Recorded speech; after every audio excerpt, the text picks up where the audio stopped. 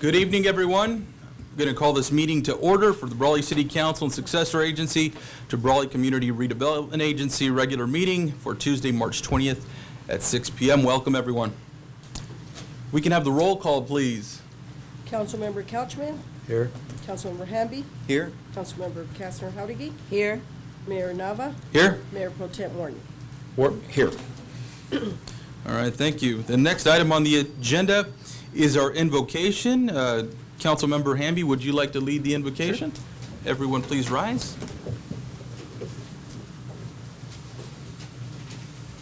Let's pray together. Almighty God, we're grateful to you tonight for this opportunity to work together with the community to direct our city on the right path, and we ask that you would watch over our proceedings this evening, that we would make wise decisions, that you would bring to light anything that needs to be known, and we ask that you would keep our city safe. Lord, help us to progress. In Jesus' name, amen. Amen. Amen. Coach Tony Leon, would you lead us in the Pledge of Allegiance, please? Allegiance to the flag of the United States of America and to the republic for which it stands, one nation, under God, indivisible, with liberty and justice for all. Thank you. Thank you, Councilmember Hamby, and thank you, Coach Leon. Coach Leon was almost caught not paying attention in class right now. It's like, are you calling on me? All right. Thank you very much. So we're going to go on. Next item on the agenda is the approval of the agenda. Is there a motion to approve the agenda as written? So moved. I'll second. There's a motion and a second. All those in favor, please say aye. Aye. Any opposed? Any abstentions? Motion carries. Thank you. The next item on the agenda is public appearances and comments, not to exceed 4 minutes. This is the time for the public to address the council on any item not appearing on the agenda that is within the subject matter jurisdiction of the City Council. The mayor will recognize you, and when you come to the microphone, please state your name for the record. You're not allowed to make personal attacks on individuals or make comments which are slanderous or which may invade an individual's personal privacy. Please direct your questions and comments to the City Council. Is there anyone here who would like to make a public comment on any item not appearing on the agenda? There is a public comment. Good evening. My name is Buzz Schott, and I work for Charter Communications, and we have Spectrum Cable. And I'm sure you all are aware of the situation right now that we have with Northwest Broadcasting, where we're in a dispute over the cost of delivering NBC and CBS. We're working hard to resolve that issue. Unfortunately, I have no good news today, but except to say that we realize that it's important to get this situation resolved, and we're working hard to do it.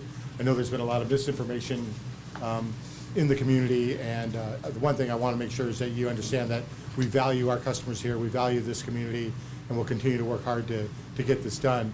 On a good note, I wanted to announce that we are bringing 1 gig broadband service to the Imperial County, and so Brawley will be able to get faster, better, quicker broadband service in the next few months.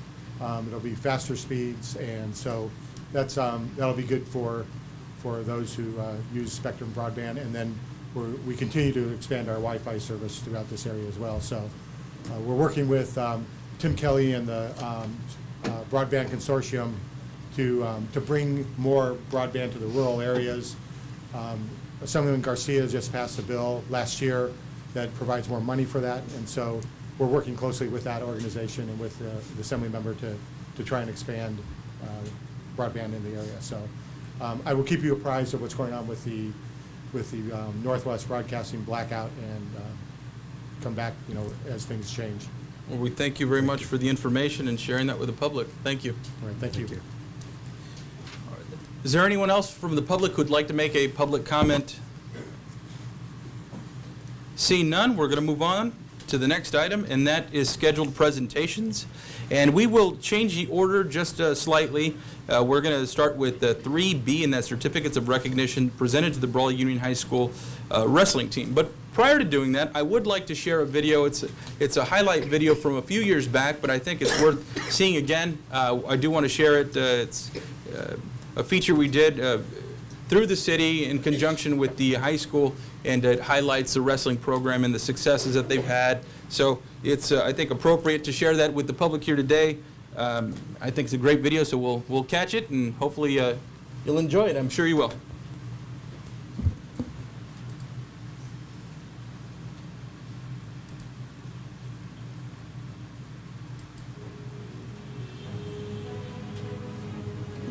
Well, absolutely. Tony Leone, he's really a great asset to the city of Brawley, and we're very proud of his efforts. He brings out the best in these kids.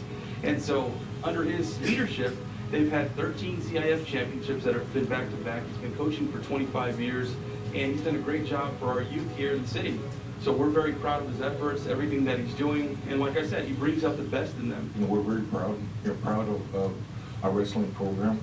Proud of the fact that not only do they succeed on the mat, but in the classroom as well. I'm always just one of those individuals that, you know, I grew up without a father and basically found a way out through sports. I started coaching right after high school, really, to tell you the truth. I coached Little League, but in 1990 I came back to coach wrestling here.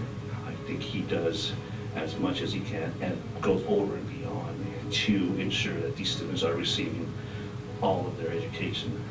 And that is proven by all the successes he's had with all these kids, all these student athletes who have been going on to further education. Success on the mat is also success in the classroom. So we're tremendously proud of that we're creating better citizens, better young men that are going to go on and move on in the future, hopefully to colleges that otherwise they wouldn't have gone to, maybe universities that otherwise they wouldn't have gone to, but most important that we're creating great people, solid citizens. You know, everywhere we go, I mean, the coaches say, you know, you're from Brawley? I go, yeah, I'm the coach from Brawley. He goes, hey, where do you get those kids? You know, they're really tough, you know, they're, well, you know, we come from, our demographics is pretty, you know, poverty stricken, you know, and so some of these kids are trying to find a way out. Just a small example in that when there is a student who is not eligible as far as academics, he ensures, he tells them, no practice, we're going to go into a tutoring session until you raise that GPA. Once you do that, and then we come back onto the wrestling mat. 13 straight CIF titles is not an accident. It takes a lot of work, a lot of togetherness, continuity to make that happen. So my hat goes off to Tony and his staff and the school and all the staff to making that happen. And really, he's successful against bigger opponents, larger cities, and we're just from Brawley, with that true Brawley grit, he's been able to be successful, and we're very proud of him. It's been awesome. The support that I get here from the staff and administration and the community and obviously the councilman here, you know, I'll be here for a little while longer. Filling those shoes will be difficult, so we hope that he stays in those shoes.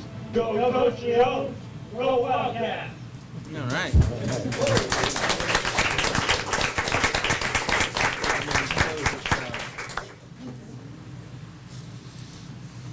All right. So that was great. Coach Leone, all right. That was fantastic. It was from a few years back, but I thought the material was still very relevant today. So The CIF titles are still counting. yeah, they're still counting, right? Yeah, so, and adding up, so fantastic. Well, we'll move on with the presentation, and I'm going to ask council to please assist, and we'll get a final shot up in front, and we'll hand off the, we can get up here, and then we'll hand off the, yeah, if you can just, yeah. Yeah, thank you. So I'll read the certificate of recognition, and then we'll go person by person. And so it's a certificate of recognition hereby presented to, for your commitment to Brawley Youth and achievement of excellence as a coach for the Brawley Union High School wrestling team, dated this 20th day. And the presentation, this first one is to Coach Tony Leone.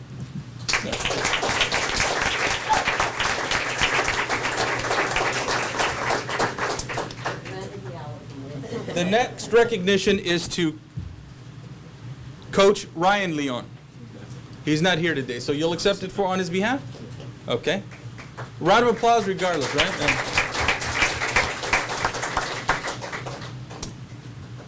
And Coach Sawyer Smith. He's not here. All right. So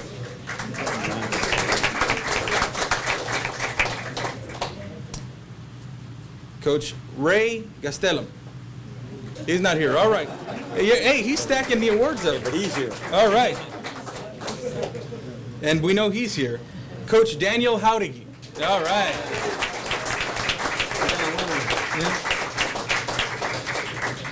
So these are the athletes. Yeah. All right. So the next awards or certificates of recognition are for the athletes, and hereby presented to for excellence in athletics and sportsmanship as a member of the Brawley Union High School wrestling team, dated this 20th day of March 2018. And the first recognition is for Isaiah Ramirez.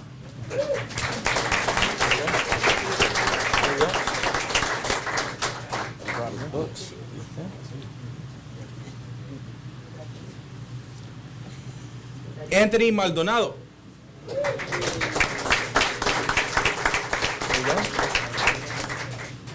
All right. Daniel Moreno.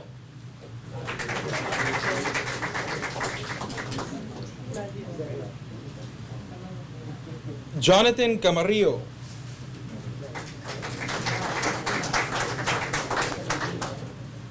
Adam Hoveley II.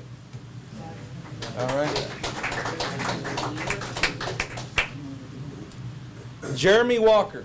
All right, Jeremy.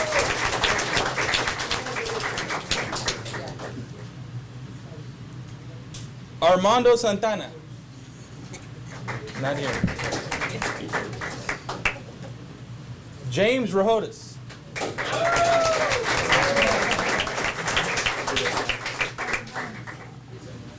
Jose Gutierrez.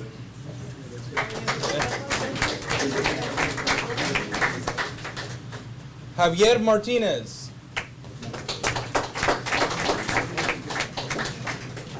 Dane Martinez. All right.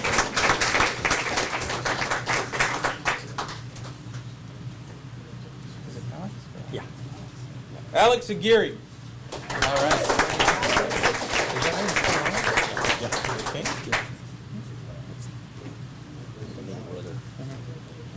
Jesus Trujillo. Not here. All right. Damian Gomez. Jaden Smith. Not here. Coach is going to walk out with like 15 awards here. Dylan West. All right. Dylan. Yeah, we'll hold him. You'll probably lose him, Coach? Is that what you're saying? I know he's going to cash him in, right? Sergio Favela. Sergio? Not here. Angel Felix. Angel. All right, Angel.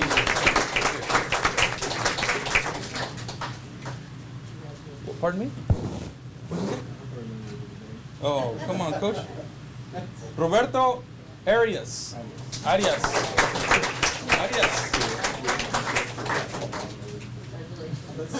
Jimmy Alvarez. Who's the last one? Okay. Yep. All right. Preston Brewer. All right. And I'm going to read off the ones I don't believe they're here, but I'll read them off in recognizing them. Derek Johnston. Julian Camargo. And Clarence Spence. All right, well, let's get a picture up here. Fantastic. Let's give the entire team here a big round of applause. And I do want to thank our fire chief for helping out with fire trucks. Thank you very much.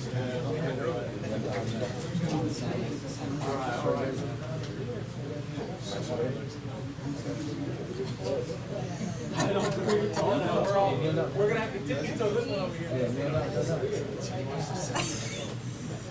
Tippy-toe!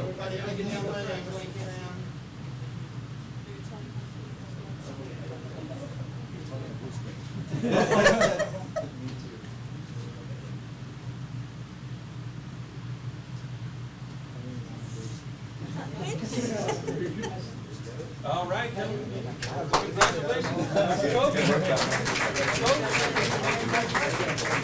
Thank you for all you do. Congratulations.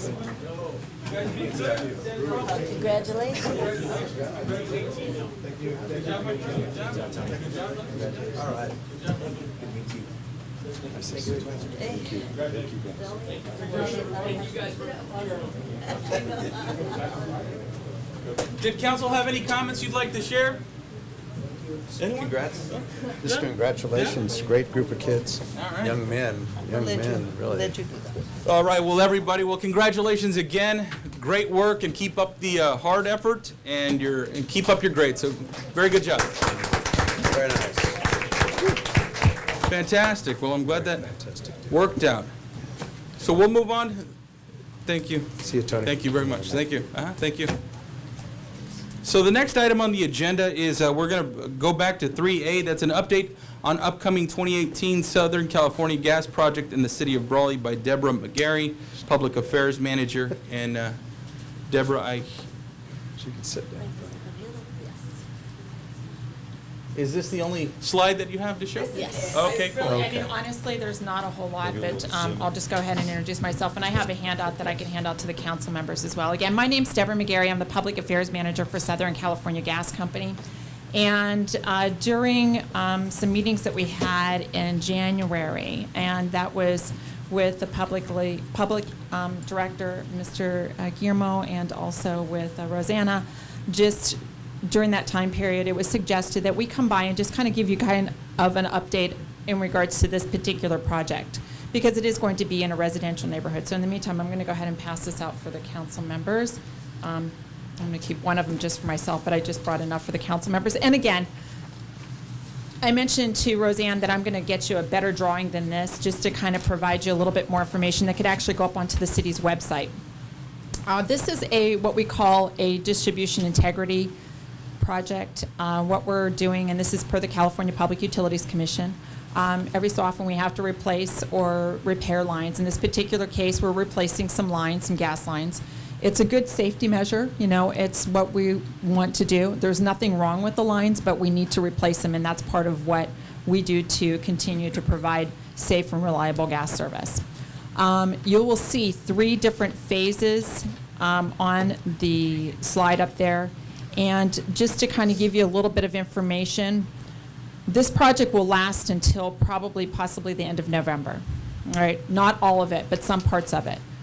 Through the meeting that we've had with the city, we have broken it off into phases, and we're working the phases at different times, just so that we're able to get in and provide and get the service and make the changes into the road that we need to, so that the city's able to go ahead and do whatever paving projects they have coming up. And that was part of the reasoning on why it is that we schedule it the way that we did. So you may think that phase 1 goes first. It's actually not going to go first. We're starting phase 2 and 3, as you can see, and phase 2 is around I Street. Phase 3 is near Fern Street. And we're going to go ahead and start those. We're getting those started like simultaneously. We're looking to have those done sometime by September. We're hoping to get it done by August. I'm going to say by September, because just to give enough time. Because as we all know, and as the city understands with their sewer and water lines that they have, is that once you start opening up the road, you don't necessarily know what you're going to encounter, so you need to leave a little bit of cushion. So during that time period, we will make sure that we're providing proper notification. I will get a copy of that letter that the contractors will be sending out and handing out to each of the residents within that area and the businesses.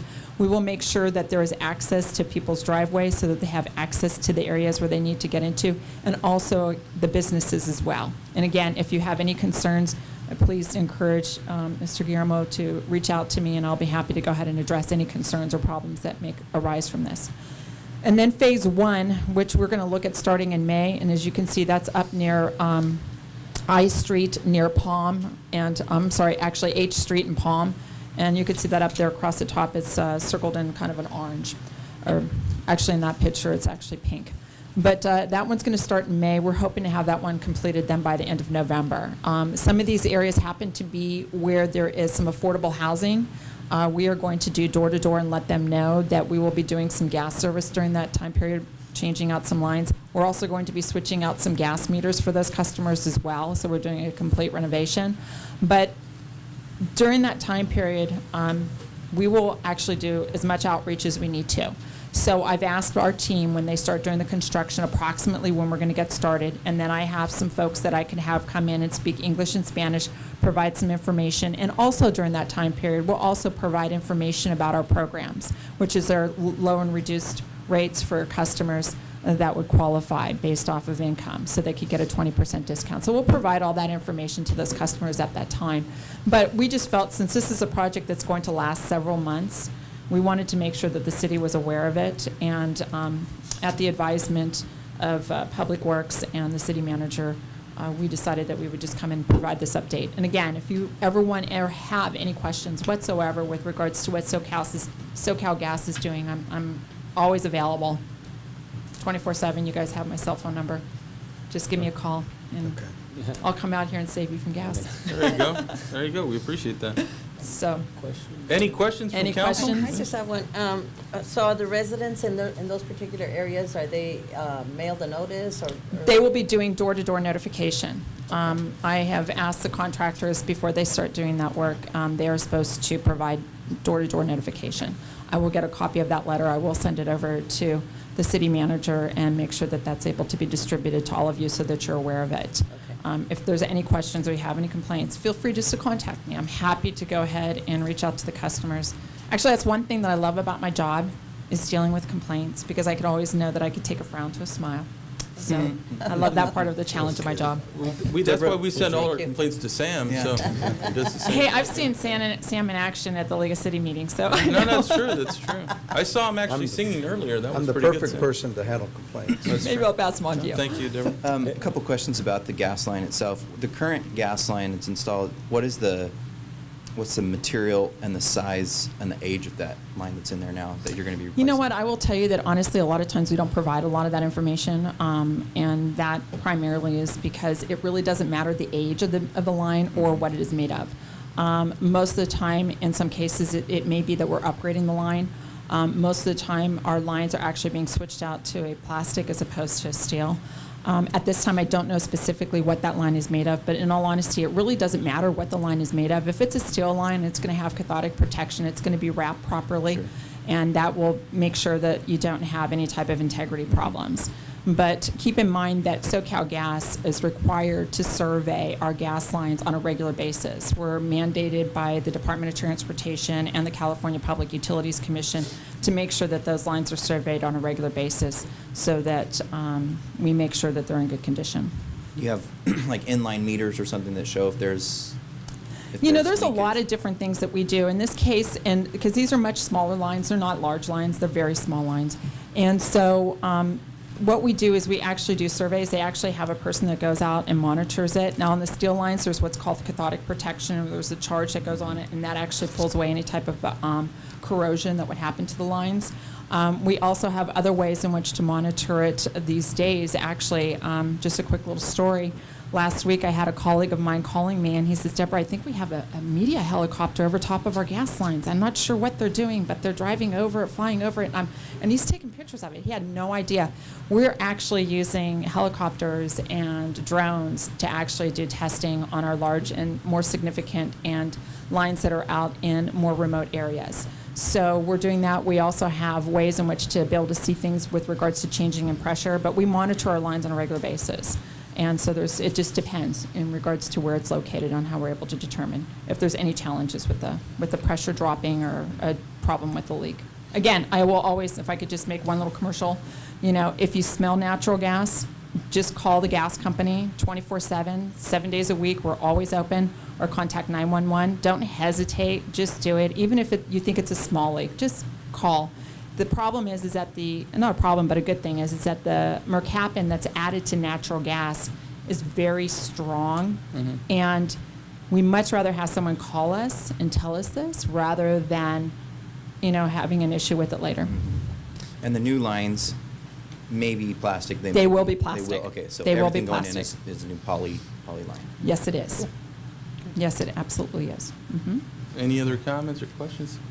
I just want to ask, what would be the, Deborah, as far as what will be communicated out on service interruptions?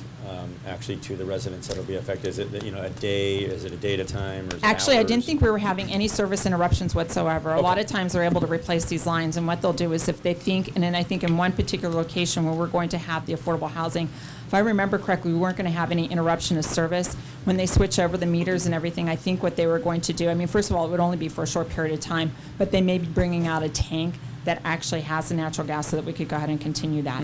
I mean, as an example, when we switched and put on all the advanced meter applications that were going on the front, there was no service interruptions. They're able to go ahead and bypass it, making sure that they don't have any interruption of service. It's just that, in all honesty, it takes a lot more to restore someone's service than just to keep it up and running and keeping that reliability of the gas flowing through the pipelines. Yeah, Because if that happens, yes, it does. What happens is we have to go in and check all the appliances, turn it off and start it all back up, so it takes some time. And my experience with the gas company here in Imperial County has been really positive. I've Thank had, you.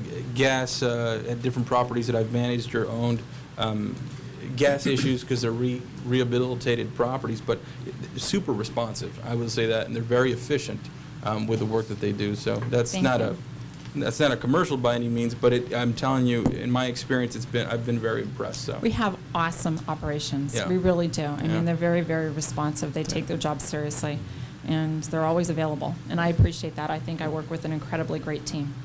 So it's not me, it's all them. right. Any other comments from council? Any questions?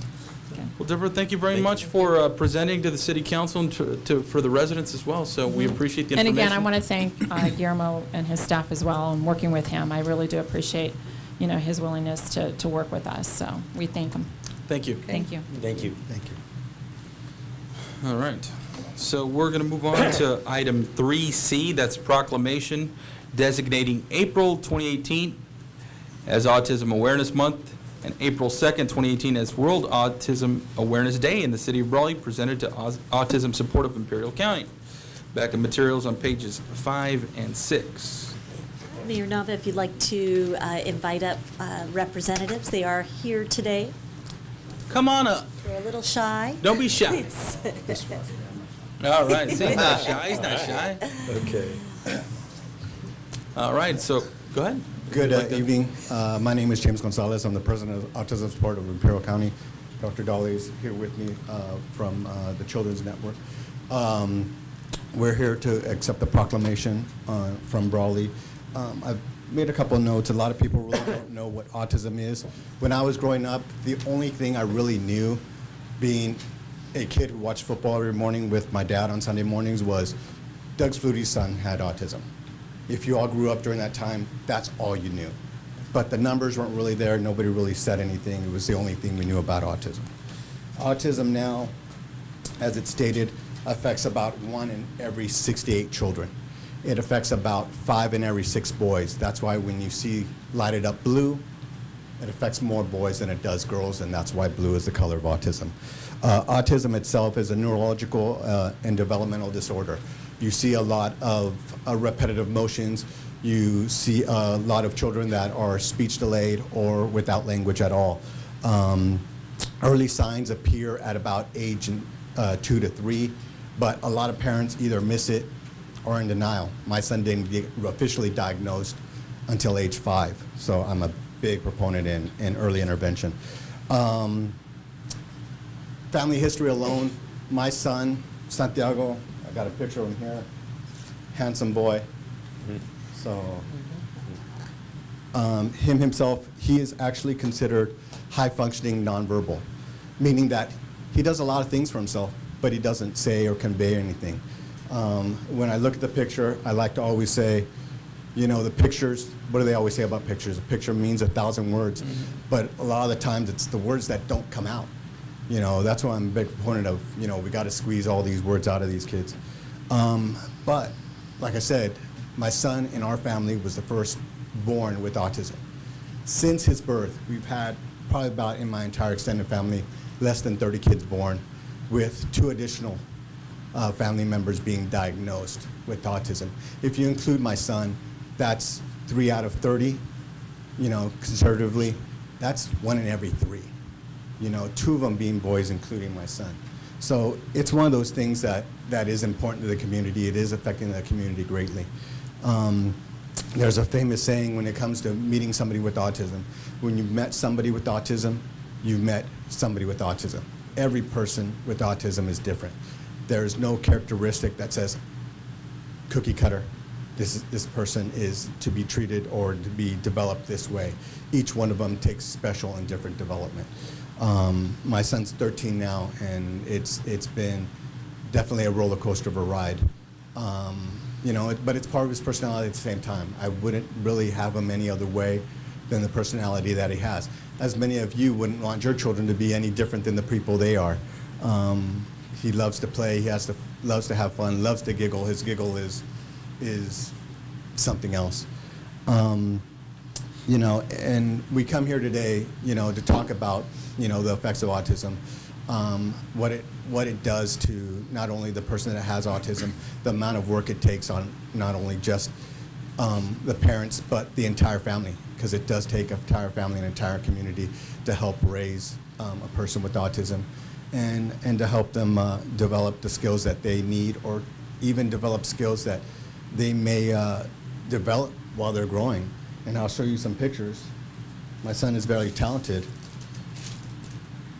This is his drawings, if you want to pass that around, but please, those belong to me, so if you can give them back. Of course. I appreciate it. The first couple are from the movie Meet the Robinsons. He's very much a cartoon fan. I think you guys could probably figure this one out. So, I'm sure everybody can figure this one out. Yeah, for sure. That's pretty good. And if you guys can't figure this one out, you guys need to go watch a movie. All right. So, our community does well to develop these kids, as well as, our extended community, family members, extended family members. Everybody needs all the help and support that they need. As you can see, we have a great support system here with the schools, with Dr. Brawley and his foundation. Everything to help the community, to help raise these kids and help them develop into productive people in society. And, it doesn't always work. Let's be truthful. Some of our kids have to be housed and have to be taken care of. But, a lot of them do have some sort of functionality. I'm here just, as in essence a figurehead, somebody to speak on their behalf, because like I said before, a lot of them don't speak like my son. And, it's like they say, it takes, I'm losing the saying now, it takes many men to build a bridge, make a castle, everything else. It takes a lot of community to help develop, these kids. Not that it doesn't for every other kid, but it takes a lot of special work, and a lot of the people standing behind me help us out a lot to do so. We do have a proclamation. I don't know if you guys were going to read it or... We are going to read it into the record, So- and I want to present it certainly to your group. Is there any other comments from the group? Certainly. Yeah, please. Thank you. Councilmember. I'm Dr. John Dawley. I'm with Children's Foundation of the Empire Valley. We've been around for about 3 years now. This is something I started about 3 years ago because I recognized when I moved here, I'm a neurobiologist, by the way, at the other hospital. And I recognized that there's so many autistic kids here, and I saw the deficiencies and the needs.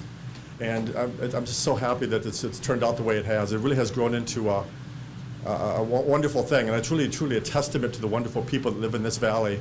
The people have really rallied around to these kids and really helped them out. So we do have an event coming up on April 7th. It's our third annual run. It's at Sunbeam Lake Park. It starts at 8:30 in the morning. It's a wonderful experience for all kids, not autistic kids, but for families and autistic kids. And my fiance Kathleen is going to pass around, so I'll pass around some flyers. There you go. There you go. I just want to say one more thing also is that, like James correctly mentioned, early intervention is now key now. And that's something that's our next endeavor.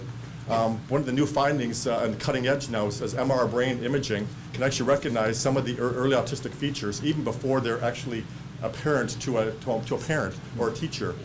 So that's something we're going to kind of work on and bring into the valley as we move forward. So we're really excited. We want to be part of what these people do and help on any way we can.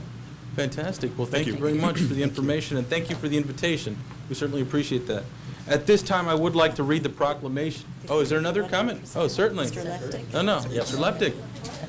You're the closer here, you know. What you got here? Closer. Yeah. I just wanted to thank you all for taking the time and hearing about autism and autism support group.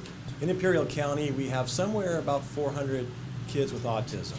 Now, autism goes from it's a spectrum disorder. It goes from mild autism to severe autism. We're fortunate at ICOE to work with the students that have moderate to severe autism. Some of the school districts, all the school districts deal with kids that have a much milder autism perhaps. But we thank you for listening. We promise at ICOE to continue the hard work, working with families and doing the best we can for the children with autism. Thank you. Mr. Leck, would you mind introducing your guests here? Sure. And Well, their role? I can introduce a couple of Okay, them. all right. Thank you. I'd like to introduce to you over at on J Street next to a county preschool, we have the Shining Stars preschool, and our teacher there is Carol Klein. Carol's been with us many years. Carol's a phenomenal teacher for kids in the preschool age, and as James was saying, early intervention is absolutely key. If we can get with these children at the age of 3, where we start, or even younger, the language can develop quicker, things just happen a lot smoother. And also with me is my colleague Araceli Garcia. Araceli is a program manager with the ICOE program, and she's out all over the Imperial County on a daily basis in classrooms supporting teachers and so forth. Okay. My name is Gloria Gravila. I am a parent of a 5-year-old little boy with autism, and I have had an amazing experience working with all of these individuals here. Sonia? My name is Sonia. I work for Sonia. It's a company that provides ABA services for children with autism. Fantastic. This is Well, and of course, Carol. No, we know who you are. Well, thank you all very much for coming and presenting. I would like to read the proclamation into the record for you and present it to you. I'm hoping that council, we can take a picture along with them up here in front. And So, I'm sorry, if I could just say something. certainly, of course, come up. Please. I would just like to have Gloria Brambilla come up with me, please. She is my mother, but I've had Matthew, I've had the joy of having Matthew for the last 2.5, almost 3 years, and Gloria is the one that has come up with this proclamation. Fantastic. So last year, she is the one that took this proclamation by the horns. She's the one that got this going. And I'd also like to introduce her son, Anthony Brambilla. He is here. She's a mother of 5. She has five boys. And so she has 3 older sons, and then she has Matthew and then her younger son, and her older boys are just phenomenal. Fantastic. They are so wonderful with their little brother, and so if we could get Anthony and his brothers, his older brothers, I can't be here. No, absolutely.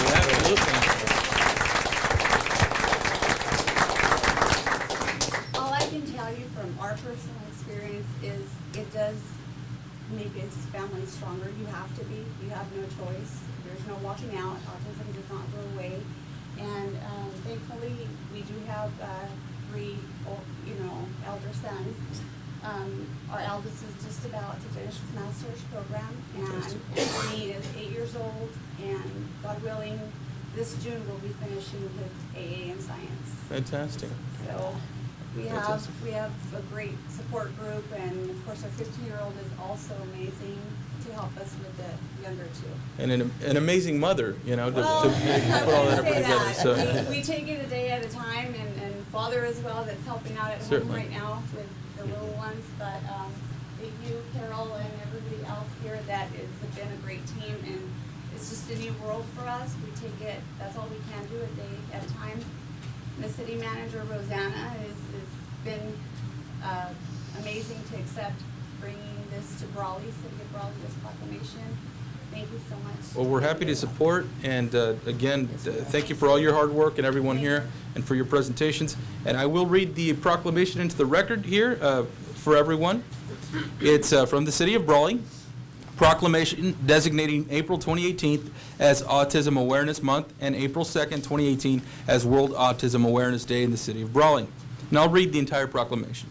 Whereas autism is a result of a neurological disorder that affects the normal functioning of the human brain and can affect anyone regardless of race, ethnicity, gender, or socioeconomic background, and whereas symptoms and characteristics of autism may present themselves in a variety of combinations and can result in significant lifelong impairment of an individual's ability to learn, develop healthy interactive behaviors, and understand verbal as well as nonverbal communication.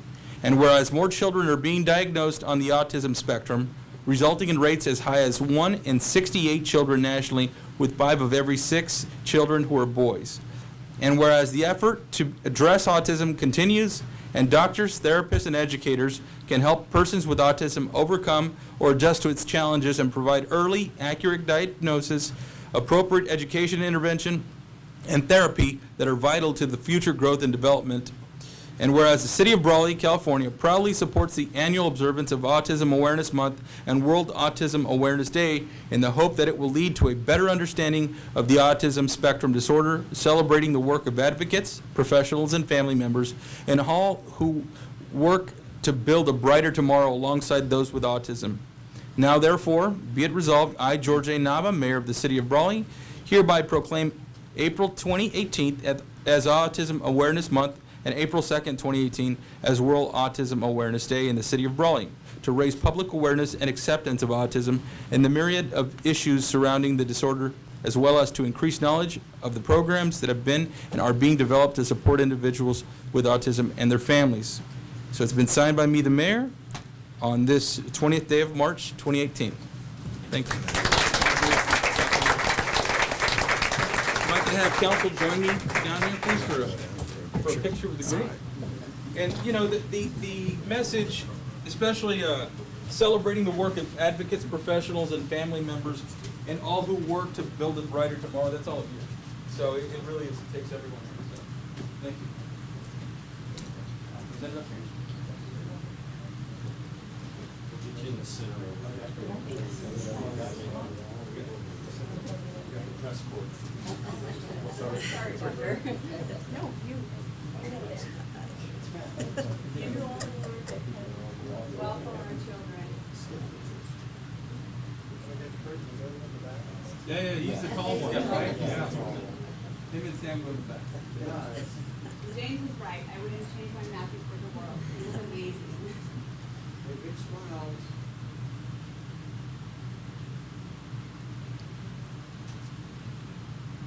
All right. Thank you very much. Thank you very much. Thank you. Thank you again. Thank you so much. Thank you again for the invitation. We appreciate that very much.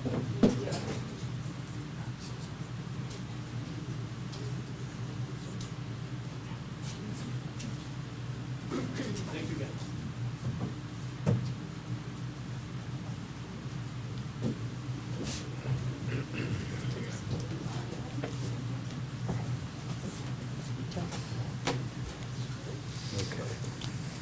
All right.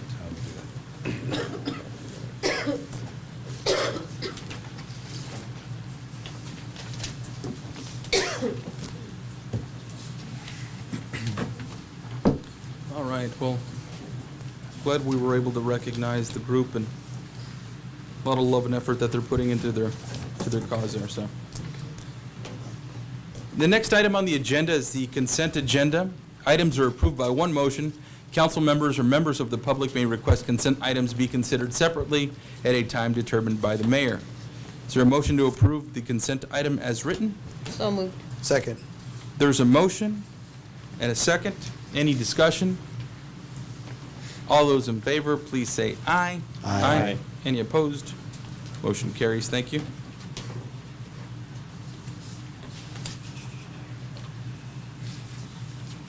Next item on the agenda is regular business, 5A, discussion potential action to authorize the agreement with Milo Janitorial, Inc. for janitorial cleaning services in the annual amount of $92,908.80. The backup material is on pages 61 through 96, and I believe our Public Works Director is going to be leading the discussion. Good evening, Mr. Mayor, members of the council, Guillermo Sillas, Public Works Director. As it is presented on the material, we solicited services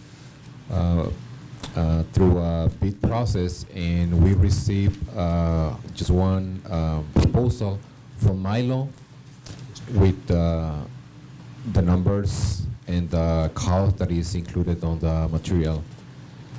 So I'm coming before you to ask for authorization to the agreement with Milo Janitorial services to provide cleaning services. The contract is for 24 months with the option to extend to 1 more year if the city decides to do it. And it is at some offices throughout the city. Development services located at 205 Imperial Avenue, finance offices, library, police department, public works department, at the wastewater treatment plant, and at the water treatment plant. If the amount is $92,908.80 annually, and which is $7,742.40 monthly. Any questions that you might have? Mr. Mayor?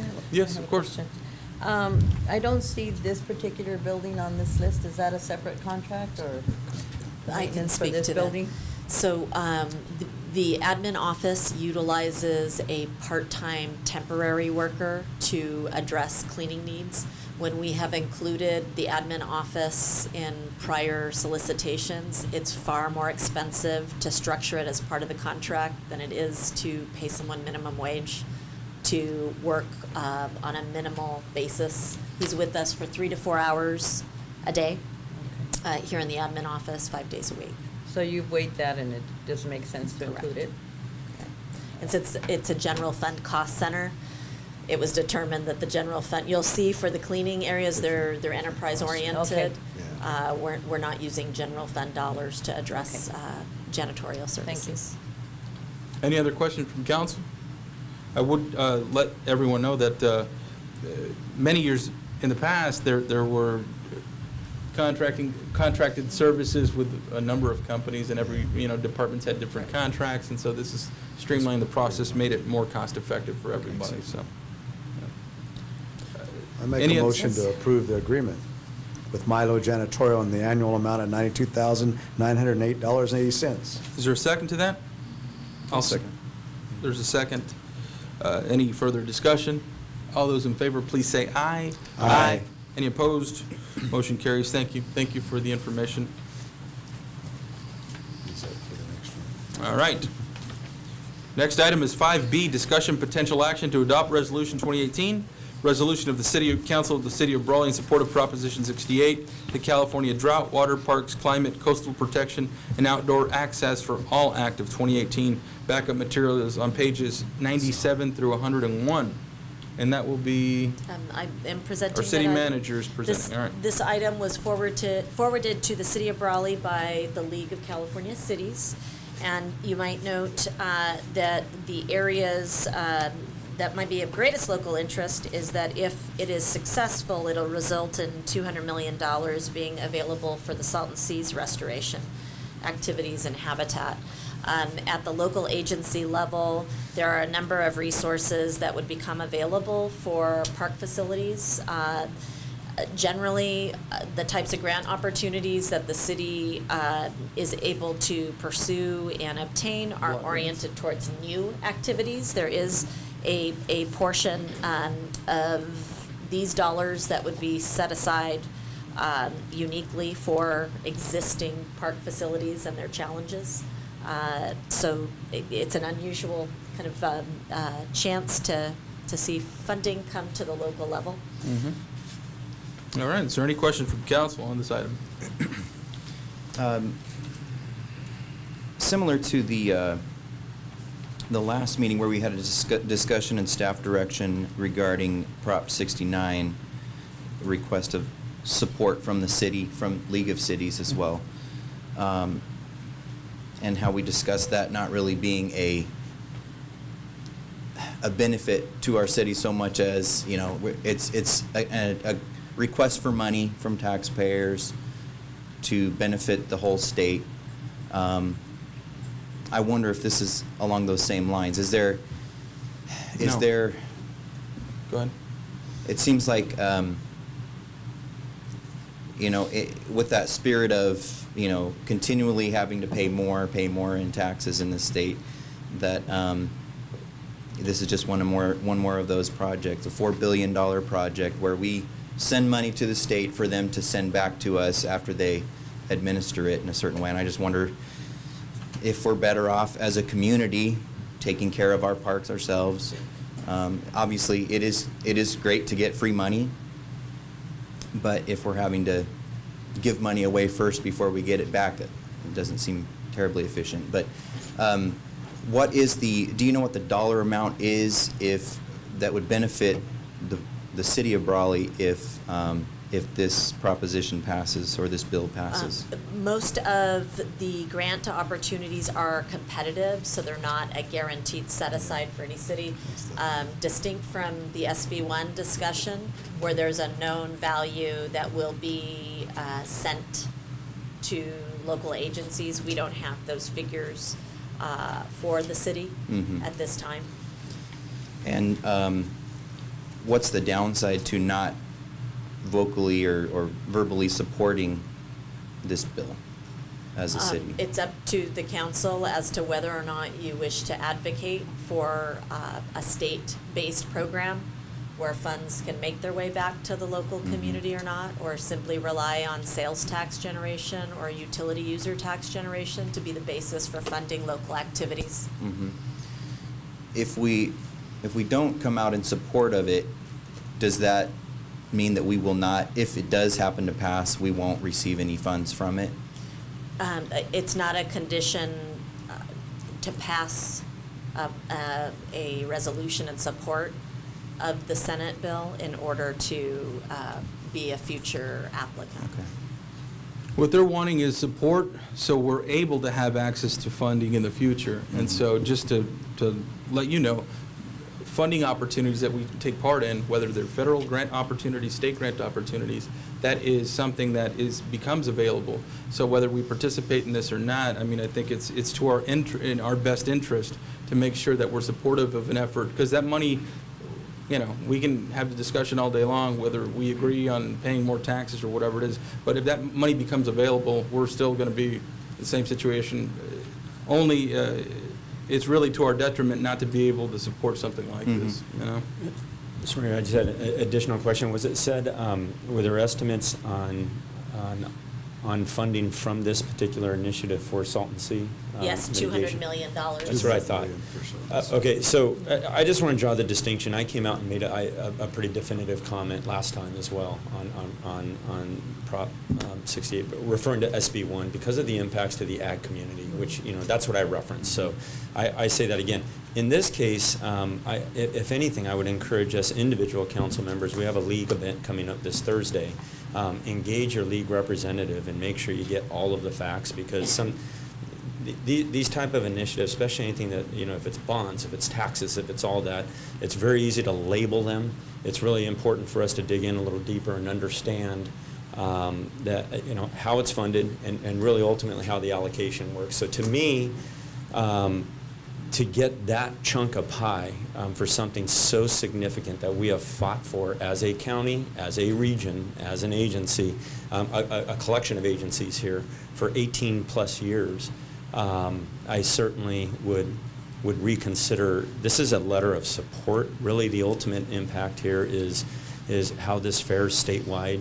They say bipartisan support, and I can always say that you know, in the state of California, there's not a whole lot of bipartisan representation. So to me, at the end of the day, it's about local, and something that could be as high as $200 million of mitigation funds needs to seriously be considered. So that would be the only thing I would want to put out there to the public to consider in support of this. Right. I did come out strongly with the gas tax initiative, and I think I did not want us to take a stand on that, and I believe that ultimately that's how we went. I think in this case, and I believe I had a meeting with some of the local legislators regarding this proposition and the potential for the parks funds. I think in that situation, I felt like that the gas tax, we would get about $100,000 a year from the gas tax, and I felt like that was not, we could possibly get more, but I felt like actually we're probably going to get a lot less or something like that. So I think in this case where you're going to get $200 million for Salton Sea restoration, and then potentially you have some other money for parks to come in, I think in this case, at least for me, and looking at the parks and our park situation and some of the things that are affecting Imperial County, I think this is one that I would be supportive of, only because of that. I know it may be increased tax. It is a bond issue as opposed to a straight tax. And so, but there will be people paying that tax on that bond, and we'll all pay into that. But I do believe that our return on investment will be greater in this situation than it would under the gas tax issue.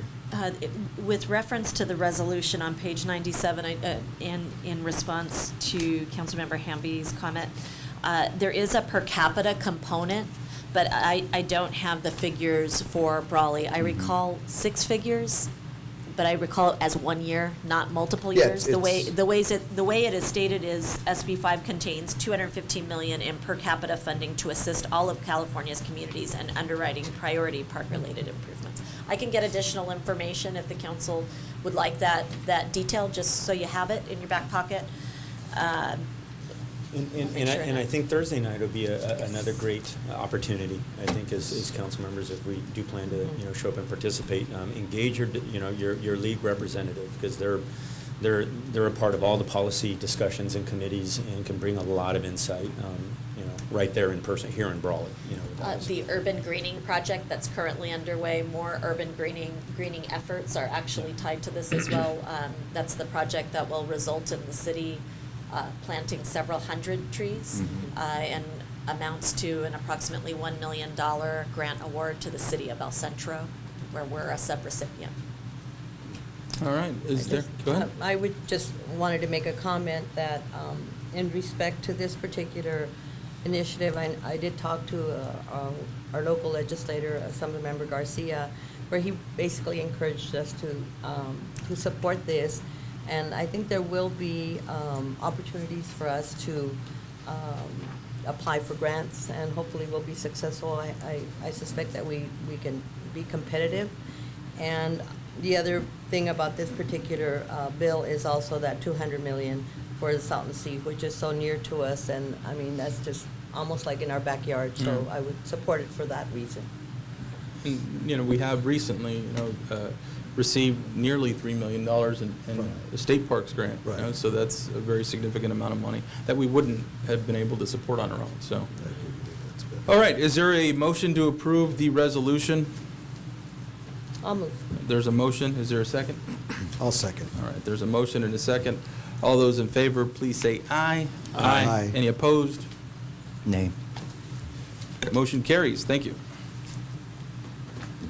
All right, next item on the agenda is discussion staff direction, regular business 5C, discussion staff direction, use of city sidewalks in the downtown specific plan area on low visibility side streets in the civic zone as requested by Mayor George A. Nava. So this is an item that I bringing before council.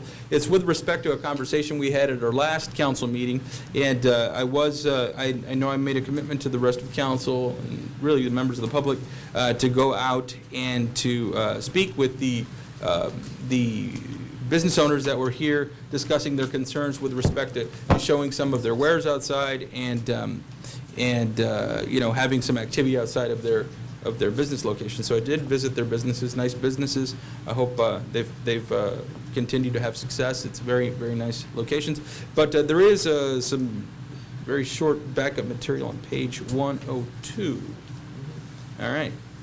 So really, it's just for discussion, staff direction. I wanted to bring the item to your attention. Obviously, off of Main Street, on 6th Street in particular, there are areas that are low visibility for traffic. So as was stated by the business owners, and they're here today, and I've asked them to come in and express their viewpoint again.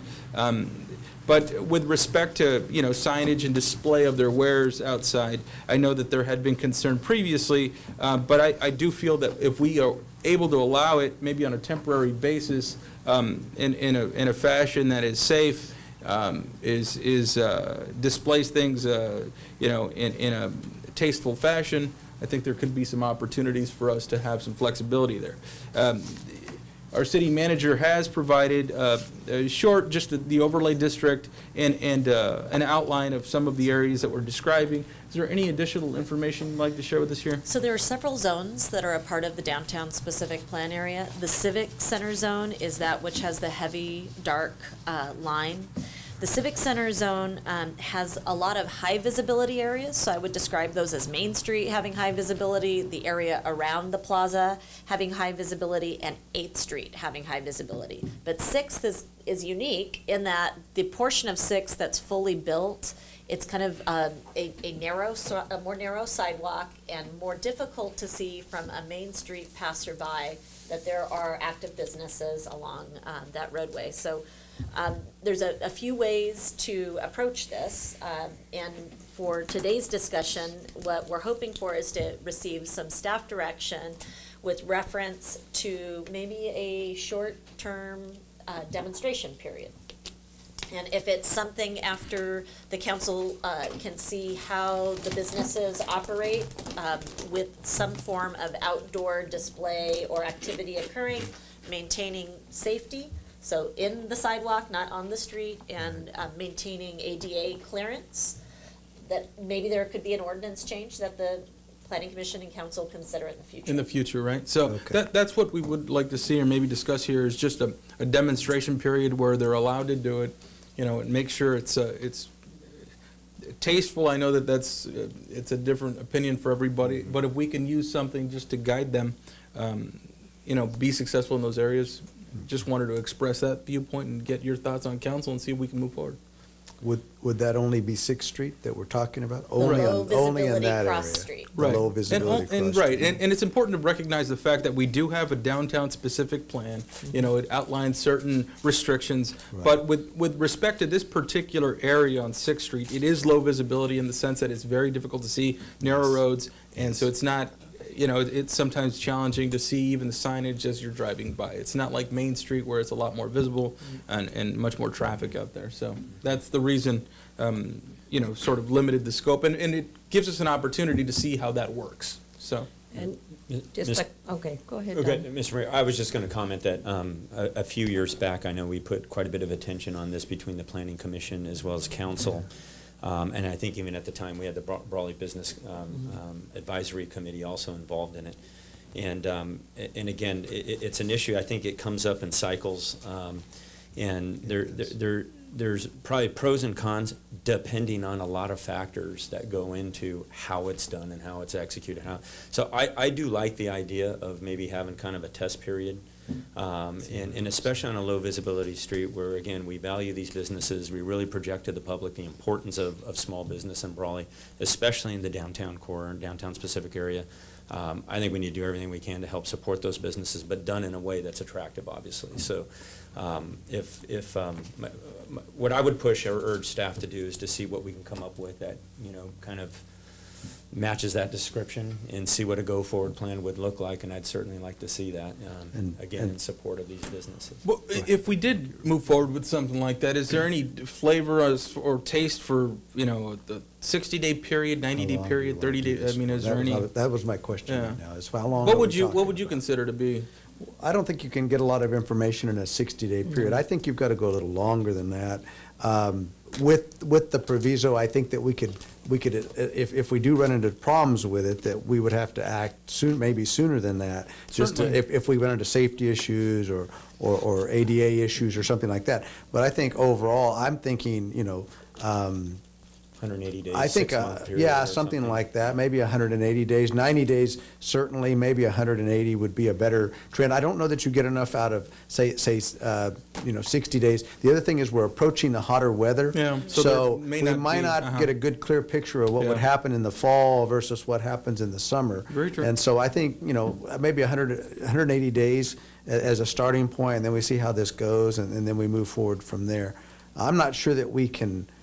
Everybody's taste differs. I'm not sure that we can establish what looks tasteful and what doesn't. I think everybody might have some different opinions. I know we will probably get some complaints and we'll probably get some compliments. I think it'll both run both sides of the gamut. I do not want them blocking the streets, though. That could be an intense problem for us. Between last meeting and this meeting, not only did a conversation occur with one council member, and I know other council members as well have had communication with our merchants, but our development services director also had a chance to talk with one of the merchants in the area to talk about the types of things that are kind of minimum requirements. So ADA clearance is a minimum requirement. We can't block a sidewalk Right. in its entirety unless we're shutting it down and diverting pedestrians to Sure. the other side of the Right. street. So in talking with the two individuals who are present here this evening, Lalo's and Sylvia's treasurers, I think there is definitely a willingness to find some way to work within You mind coming the up? I'm sorry to framework put of you on the the spot here. standards Yeah. with the ADA clearance in mind. And with reference to road closure, as I have shared with some others that have come forward since the last meeting as well, you know, the city is open to considering special events, but road closures require a traffic Sure. evaluation so that we can get the safety measures in place so that cars and pedestrians don't mix in a dangerous way. Right. Right, so what we're proposing, at least what we're discussing, is just, you know, we're using Sixth Street as an example, just because it is low visibility. There isn't a lot of opportunity for large signs and things of that nature. So we're considering that just as a trial period. Is it something that you think you'd be interested in approaching? Yeah? Okay. I've just, she's been there for 4 years, I've been there going to my 5th month. And we're just trying to, you know, survive and make it here in Brawley, you know, so any little bit that we can get, advertising, that somebody know that we're there, it's good for us, because it's a real challenge to educate people to park in the rear of the Sure. building, to go eat at our shop. and Sure. to see her Right. shop. So anything that we can work with city is really greatly appreciated. And it may take a little bit of self-governance where you are responsible for making sure that you're doing things right and, you know, because we're really kind of just considering this on a trial basis, Yeah, right? maybe the So- size of the displays, you know, sandwich boards always work, but you have to be careful of their location. I think that would tell people you could park in the rear. There's a couple things you could use that for. There's maybe start out with a smaller presentation outside and maybe grow as you see if it's working. I think, and so I think that's our concern, is just to be the public to be safe and for you to stay in business and do what you need to do in order to make a profit, but also that everybody's safe and everybody's kind of in agreement this works out well. I've seen it in a lot of smaller communities. I think it's a concept we can look at. I think this is something that we need to look at a little closer. And I just want to see if we can implement it sooner than later. That's my Oh, interest. I mean, that's- take advantage of the cooler weather, you know, and I would like to provide some direction today, but comments from council. Yeah, I'd just like to share that I have been visiting both of their locations. You better and- not be buying that Coleman ice chest. I want it. You better put your name on it or pay for it. But I think with a little bit of guidance from our city employees, I think if you have any questions, it should work. The way that you have it set up now, I think is perfect. You have some items on display outside, and there's absolutely no, it's free as far as the sidewalk for walking pedestrians. I don't see any problem with it. And I did want to talk to Lalo a little bit, but he was closed when I went by there. But I don't see a problem either with the way that he has his setup there. One quick question. My setup would be different from Sylvia's. Okay. She's displaying, she's opening a couple items there. My display is going to be basically a couple chairs and a table that I bring in and out every day. So if somebody wants to sit in that little area in front of my shop, there's still plenty of access for handicap. Is that gonna be allowed? We'd be happy to work with you to ensure that the clearance The is there. right One of the size. things I was I think suggesting is that's- maybe we could go out with something as simple as tape to just show have a shadow of a clearance area so they see how they can work within That might that work. area. Give We'll you a make it clearance work area. somehow. You may have How to, about that? you Yeah, may I have don't to think adjust tables the and chairs size are of your table and chairs, Sure. just so that they have adequate clearance, but I think other than that, yeah, I think that works for me. Yeah, what if the chair's this size and not this size? Yeah, little small But chairs. I'm in full support of it, so I'm willing to. Okay. I think 180 days, 6 months, does that sound like a good trial 180 days to period? try. Have you put like the kindergarten chairs, you know, the little ones? And I just wanted to add that I will keep things, and I think I have been trying to keep the things tasteful. And I do have 3 buildings Yeah. now, so as I. Great shop. I was in there, yeah, I know. So Growing. I don't put things out in the 3 buildings, you know, it's just It's just one. Your in entrance in there. Put them in, you know, so And that's they can probably a see good it. way to start, and then you may want to expand it with it. There's a comment, I think, from the, Yes.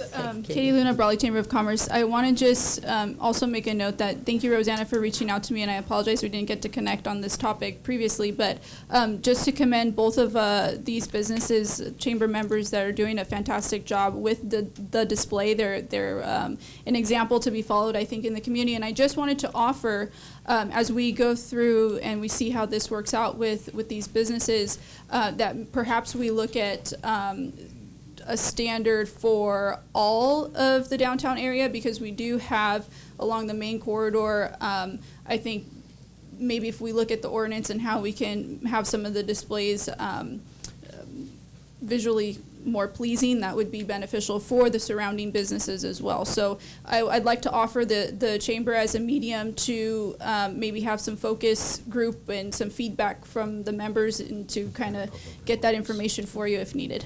Thank you very much. Thank you. Yes. So with respect to this particular, there's a comment here. Very timely, given the topic, I'll Sure. jump in. But I actually like for council to explore the possibility of putting flags on the poles. We already have. Oh, right. Yeah, we the talked about that. structures, and I think it should be rotated seasonally. I mean, I've been, we all go to different cities, and those flags make a big difference. certainly, I think, for mean, downtown very improvement. welcoming to the city. Also like to, the future agenda, talk about how we can bring, the charging stations for vehicles as well. Yeah. So, And Mr. Yeah, that's Olmedo, I should add, I drove down through Brawley with Mr. Olmedo the other day, and he had some suggestions on some grant opportunities or other access to some charging station money. But, he did mention and it's been mentioned before, but the flags on our posts, I mean, I think that could really just brighten up the downtown area, and it could be seasonal, and that's a We'd be great happy to idea. bring you a cost Yeah. proposal Right. for Sure. Okay. consideration in the budget for different Right. cycles. I Sure. believe they run about $5,000 to get the whole, all of the For the posts year? filled. Yeah. With banners. Right. If I remember correctly, it's 22 or 24 total locations. And we do have about a dozen new banners that are replacement banners for the veterans. For the veterans. So those will be Yes. going up ideally around 4th of July, so they're nice and fresh. Our son just really is tough on the banners, no matter what type of all-weather material we use. So rotating is perfect. If we could do a holiday one and a Yeah. summer one and a spring one. But if you consider, let's say they last 2 seasons, I mean, Right. it's just a cost of doing business and having something fresh. So anyway, but that's a great suggestion. So what direction do we need to give you to get this started as soon as possible, and what do you want from I'm us? looking for staff direction today. I understand it to be 180 days demonstration period to see how outdoor display works, with an understanding that ADA clearance and safety will be adhered to. Why don't we, if there's an appetite by council, why don't we say, if there is a desire to do that, we give staff this week to work that and sort that out with the merchants, and then we can start it next week and begin that. And maybe throw in, just as part of the direction, with some consideration, I think, Sam, you mentioned it about, summer. I mean, so 180 days. Yeah, would run I think through 180 days is only going to run them So through September. maybe So what we may want, but kinda what I'm spring, thinking is we fall, take I don't know. 180 days and we take a look at it and see how it's operating, and Yeah. then we can extend it, Sure. another 180 days or whatever we need to do there. Because I think what's going to happen is we're going to get them into the hot weather. It's going to run through September. There may not be much outside activity. You may have a sign or something, but I don't think you're going to be most people here are not going to be sitting outside, not during the summer anyway. So, I mean, we just want to make sure we give you adequate Well, time. there's shade 'Cause there. I'm not sure it'll be a good thing until we get into like the October timeframe. And then, 80 days, 90 days there, it's going to give you a better picture. Okay. Before All that. right. So if we get it sooner rather than later, by April 1 anyway. Any objection by anyone on council if we were to consider this on the 26th, beginning the 26th, that's next Monday? No Can we do objection. it that quickly? Yeah, Can staff I'm sure it work on can be that? done. Gordon has Yeah, one because they just question have for to us do that he's hoping to guidance, get that's all. some clarification on. Did you have a Come up comment, so that we Mr. can- Olmedo, regarding this? I do actually, I did some research, so I have a plan. I know there's 35 posts. You can minimum do, Okay. 4 to 5 different banners, at least the minimum 4 seasons. But you also have the cattle and you have others, so you can Sure. place them. I have a plan actually, and it's based on the different months and different seasons. Fantastic. I'll forward that. Thank you. Thank you. Thank you. Good evening, Mayor, council members, Gordon Gase, Development Services Director. Just we're just going to restrict this right now to South Sixth Street between Main and G, or are we gonna, is it all of Sixth Street in the downtown I area? don't think there's any danger There's in really it not- treating all of There's only- Sixth Street the same, Yeah. honestly. There's not really the that many civic center front zone. north No. Sixth Street, but if Right, you- there isn't anything facing out, Right, not I- really. There is a new business Just a down new on Sixth Street business. across the, So let's just the consider it the street same there then? on the far side, right? Mm-hmm. On this side? There's a Yeah. new meat company over there. But that's outside of the Civic Center. That's outside of the Yeah. Civic Center. Yeah, that one's Okay. just outside. All right. So if it's Okay. just within the Civic Center, Sixth Street within the Civic Center, Because that That's it. is a more narrow street, obviously, Uh-huh. the right-of-way's less. Right. Like I said, when I spoke to Miss Sylvia, I was out at her property, the sidewalk there is exactly 4 feet.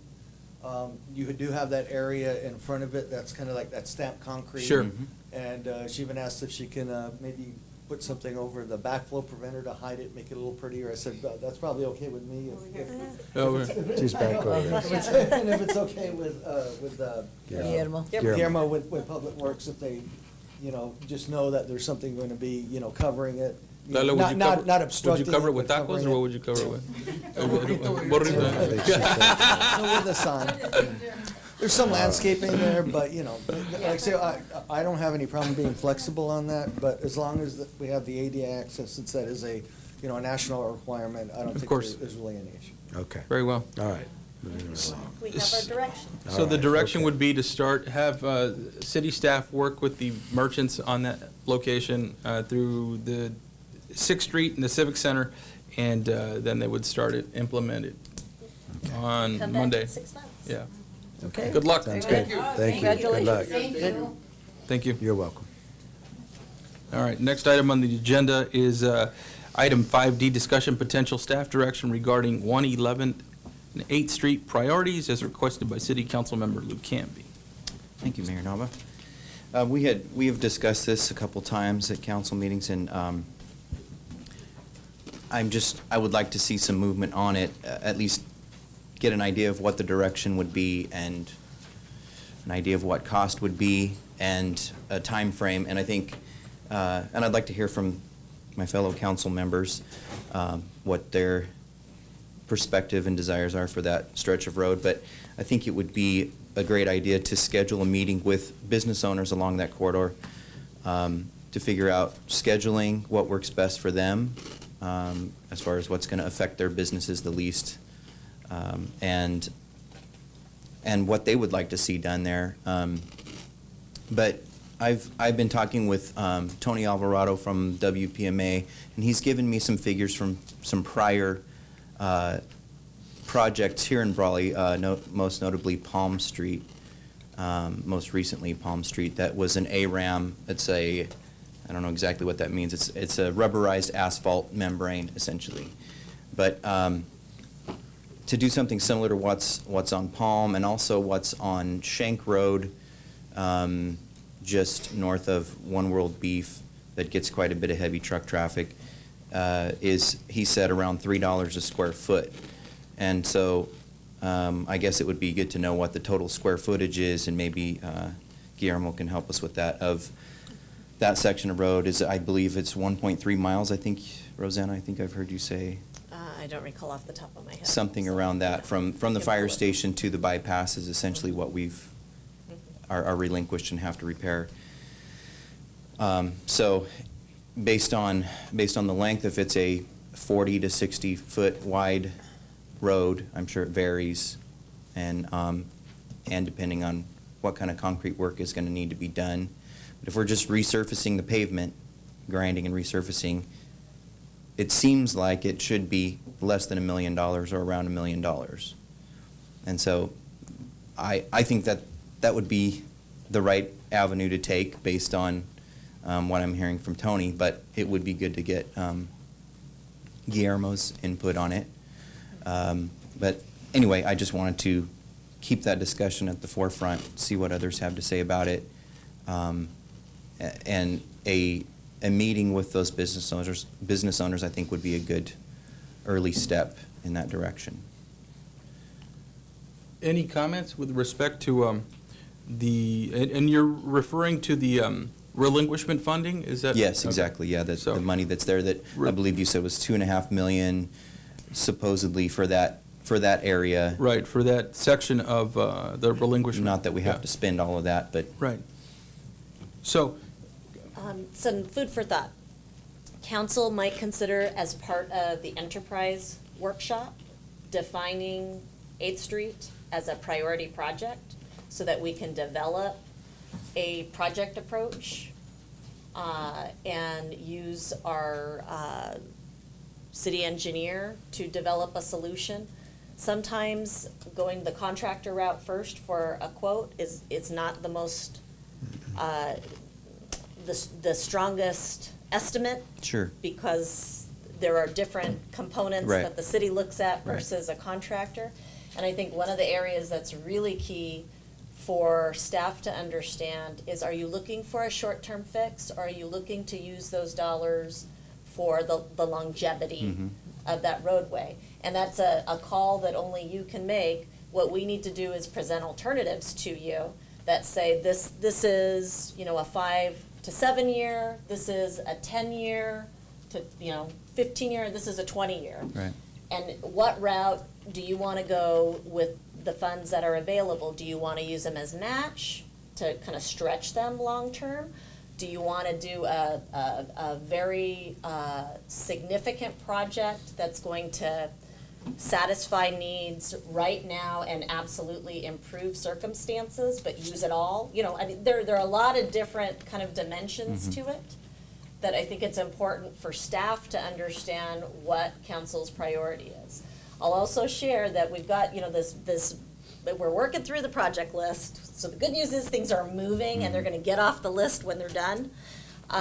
What the budget process does is say to the city staff, these are your priorities for the upcoming year. And we've got to clear these items out of the chute that have grant deadlines associated with them, and we're hoping we can get them done, completed, hopefully to the satisfaction of all of our community members, and continue to work on priority projects for the council. Do the relinquishment funds require the engineering to be done in-house, or is it possible to use that money, outsource the engineering Yeah, if you to wanted expedite to, that? to engage an outside consultant, there's certainly qualified consultants locally that could do a set of design plans. Well, from what Tony Alvarado has told me with the ARAM system, there's a lot less engineering that needs to take place because you're basically capping over what's there. You're not doing a bunch of extra engineering. So may I have maybe our city engineer step forward? And I know this is the hard part of not having backup for an item before a council discussion, is that it doesn't give staff a chance to kind of prep alternatives for you and for the council's consideration. Guillermo, if you could just lay out the engineering process required for a roadway project, maybe the lower end kind of quick to bid out Right. versus 18 months of engineering. No, versus a long-term solution that's Yeah. going to serve the city and its travelers longer term, and hopefully be a better investment. I mean, there's upsides and downsides Sure. to both ways. Right. Good evening, Guillermo Sillas, Public Works Director. As the city manager mentioned, there are several alternatives that we can propose, and it depends, as she well explained, the goal of the council, because what the ARAM project does, it is to rehabilitate existing streets that are in several or in various stages of damage, let's say, over the years. And it's not the same like a local street than a road that used to be a highway. The amount of traffic is totally different. There's a lot of tracking there, a lot of maneuver, going in and out from businesses. So the stress that type of road is under is totally different than a local street. And also, as the city manager mentioned, is up to the council to decide if they want the Volkswagen solution or the Cadillac solution, let's say, right? So you can apply those funds to rehabilitate for a certain period of time, or if you want to make a longer or long-term solution, it is probably a full reconstruction that will require remove entirely the existing road and construct it in like a highway, like it was, right? The same structural section. Also, the items that we need to address is drainage, because remember that before was a highway with usually Caltrans includes ditches on the side. Now will be kind of a city road that will require sidewalks, driveways, underground those ditches with pipes to provide stormwater solution, curb and gutter to convey the water that will be taken out of the ditches and will have to be sent somewhere. So it's not the same concept of a local street that is existing with curb and gutter, sidewalk, driveways, and everything, that a highway.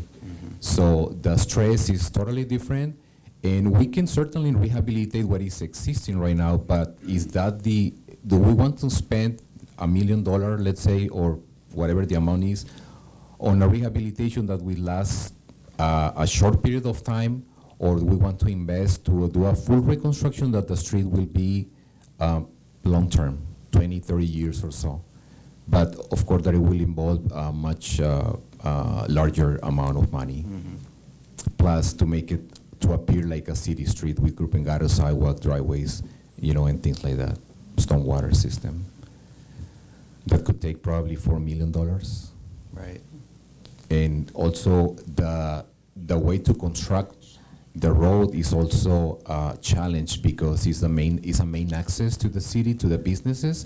So we most likely will have to do it on phases that will increase the cost.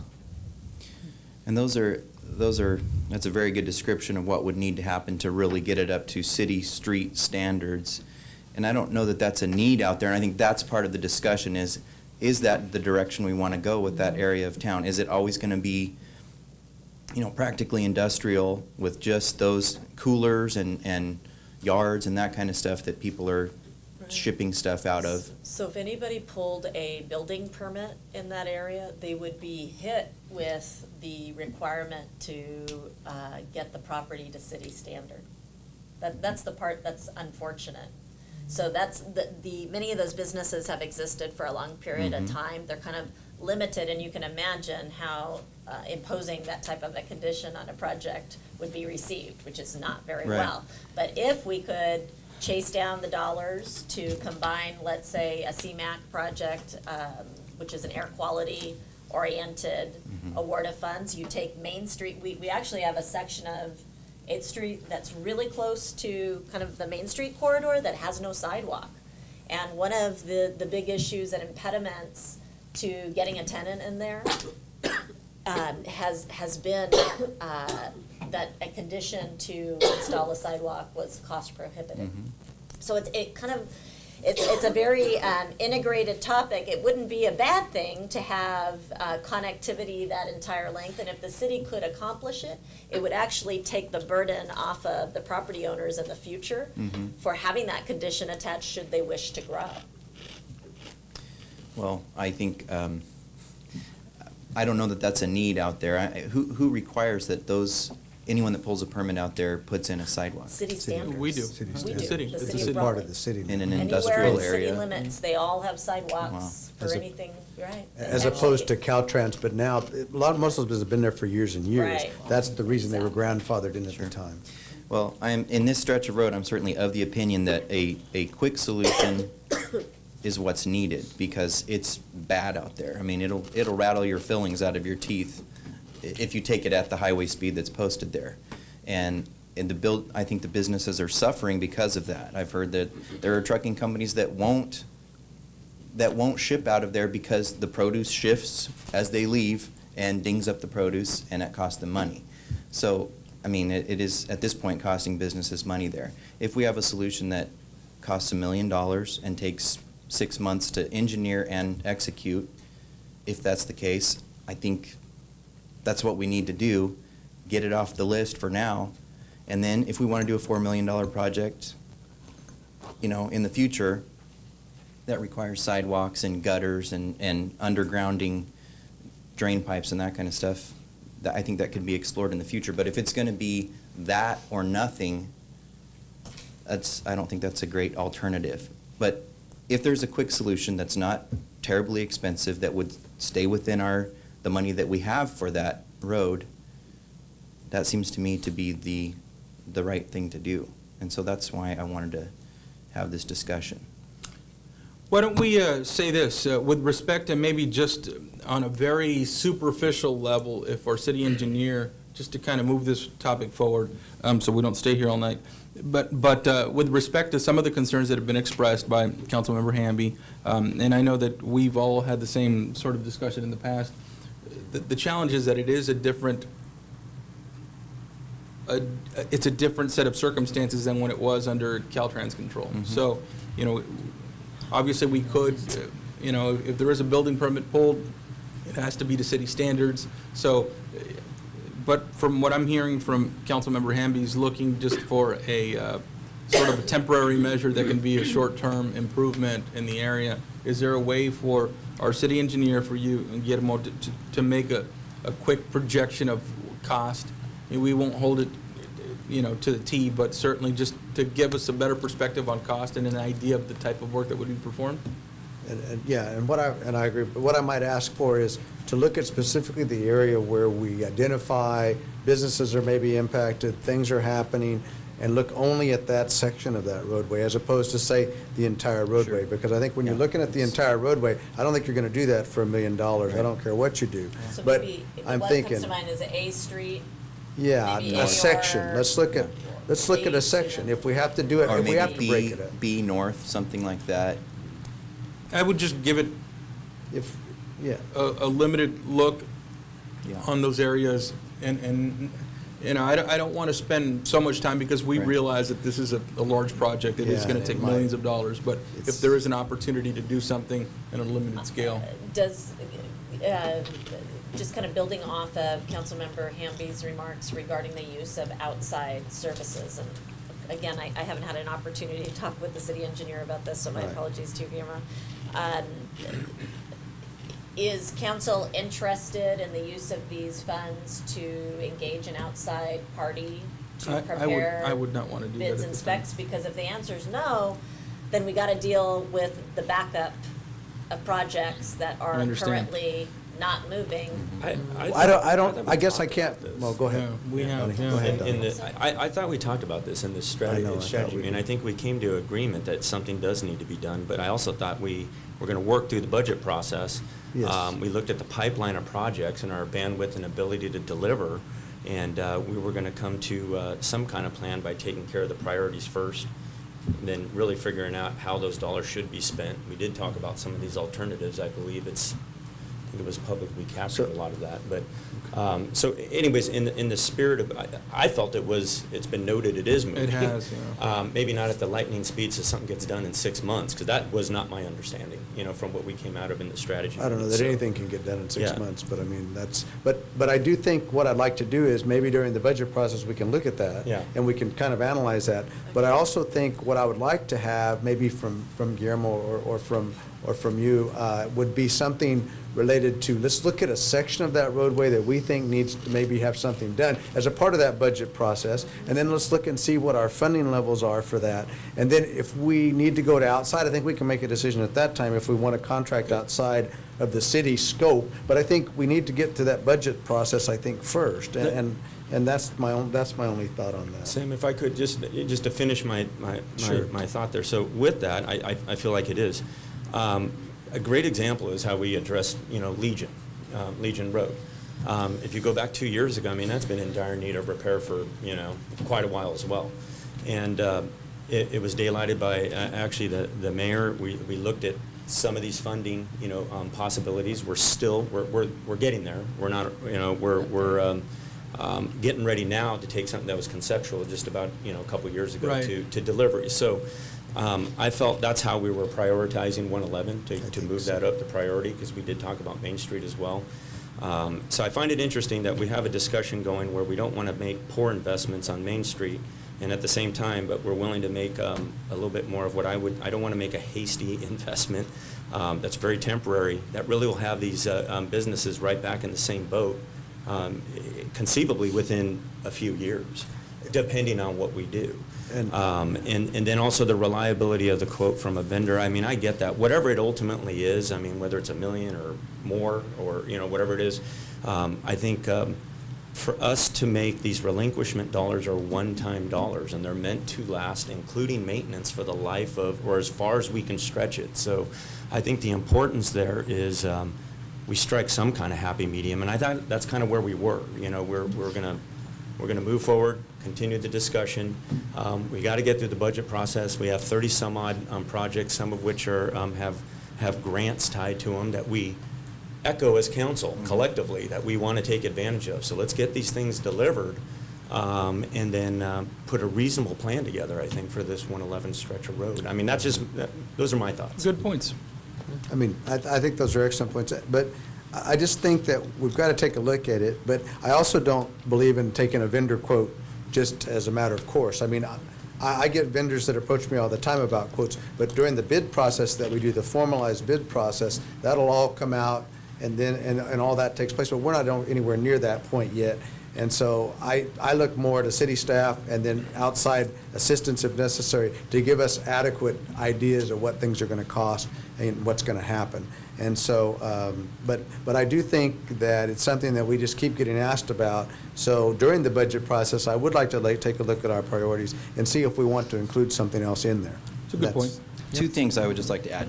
As far as longevity goes, that's maybe a little subjective, but Schenck Road, there are parts of that that have, I think basically from Best almost to 111, that have this ARAM system that are 14 years old, that were capped 14 years ago in 2004. And they're in very decent shape. I think our vehicle It's all trips throughout the though city. we don't have the data collected, but I imagine our vehicle trips sure. on 8th Street Yeah, are I'm really, sure really they're- significant. That's why it's such a great competitive project, Right. because it's one of those rare roadway segments that we have lots and lots of trips. I think honestly that there tends to be, especially on council, and I've seen it, been here a long time, and I've seen other councils, there tends to be, someone's elected, you know, they get a lot of input from the public, and this is no criticism of you, Councilmember Hamby, but, you know, we've all experienced it. You get information from people who may or may not be experts. I rely on the expertise of our city staff. Sure. You know, and so Right, they do know, and I'll tell you, the city council is not an expert. We're not city engineers. We're not even city planners. We're not a lot of things. You know, we're here to represent, you know, the community. And that's so, the point of the discussion is, if people are telling us it can be done for this, let's explore it further and see if that's a possibility.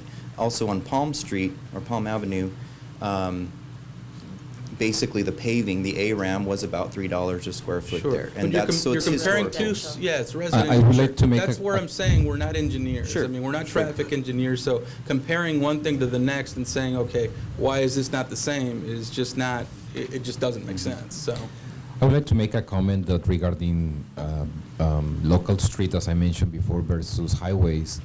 Local street, we can do a much easier assessment because we do for those projects geotechnical investigations, so we know the traffic index, so we can say comfortable that okay, ARAM will work here, or some other variations of ARAM projects. But on this particular case, I would like, if we are going to do an assessment, I would like to engage with the geotechnical company because they will have to evaluate what is existing, and also get in contact with Caltrans guys that they used to own they know what is down there. We don't. And as was mentioned, the traffic and the type of maneuver, it's totally different from a local street or a collector or a major arterial. So it is a different project. So Sure. What I would like to hate is that we invest all this money and later on start traveling the road or deteriorating, and we will get complaints that all this money that you invested for, and we are getting these problems in 6 months or in a year or in 2 years or so, right? So I would think that a more in-depth evaluation needs to be assessed on this particular Sure. case. And that's where I'm not against using the relinquishment funds to outsource if need be to expedite it, to make those evaluations. Thank you. So the desire of council at this time? I think we pretty much Is there said an what action to be I don't think there's taken? an It was a action. discussion I think item. it's It's a not, I'm not I asking think for it's action, I just- just. Well, it's So- potential staff direction, so is there any staff direction that would like to be given? My personal would be that as we continue through the budget process, as we decided in the strategic planning session, to see where this project can start, gaining some ground, what early preliminary work we can do. I suppose we're discussing some of that, but I think it's critically important that we deliver on what we've already taken action on, what we've already have funding, we already have an investment in. So let's get those things done. That's and then looking at this, I think we need to do the proper due diligence to make sure that we make a good go-forward Yes. decision. I mean, Yeah. so all I'm saying is I thought that's what we've already decided, but if we need to reiterate that, that's what I'm reiterating. That we I'm in continue doing agreement with you about the proper evaluation and everything, and that kind of thing, I think falls into the purpose of the relinquishment funds, and I'm totally fine outsourcing that. Comments from Ms. Kide? Hi, Kate Apricola, CoLab. I like the direction that you're headed and all the things that you're talking about doing. I would suggest, as George did with the folks on 6th Street, perhaps an ad hoc committee or two of you sit down with the users, explain the complications here. They, like rest of us, think, put some stuff on it, make it fix, and it'll all be deal. It's a very good point. With the complications, they need to understand that. And if they say, we just want it paved, and yes, we understand it may be short-term of 3 years or 5 years, you've got stakeholders giving you some direction so that later on, if and when they start complaining again, they'll know they had buy-in to this and they understood what they were getting if they insisted on doing something quickly and cheaply. If they understood the long-term ramifications and what it means, again, they will give you input and you'll have better informed citizens in the process. So I do I would like a stakeholders meeting if at all possible. I'd be happy to coordinate that because they are only calling me every third day now. Ms. Ricola, I was hoping that something like that would have started a little bit earlier because I think they've been echoing this for a while. I think when you first brought it to my attention, Yeah. so Well, I'm yeah, frankly sorry. a little bit surprised that I really haven't been engaged. No one's approached me to talk about it, and I would gladly share what I would. I have left you alone. I have talked to other folks as recently as today. Right.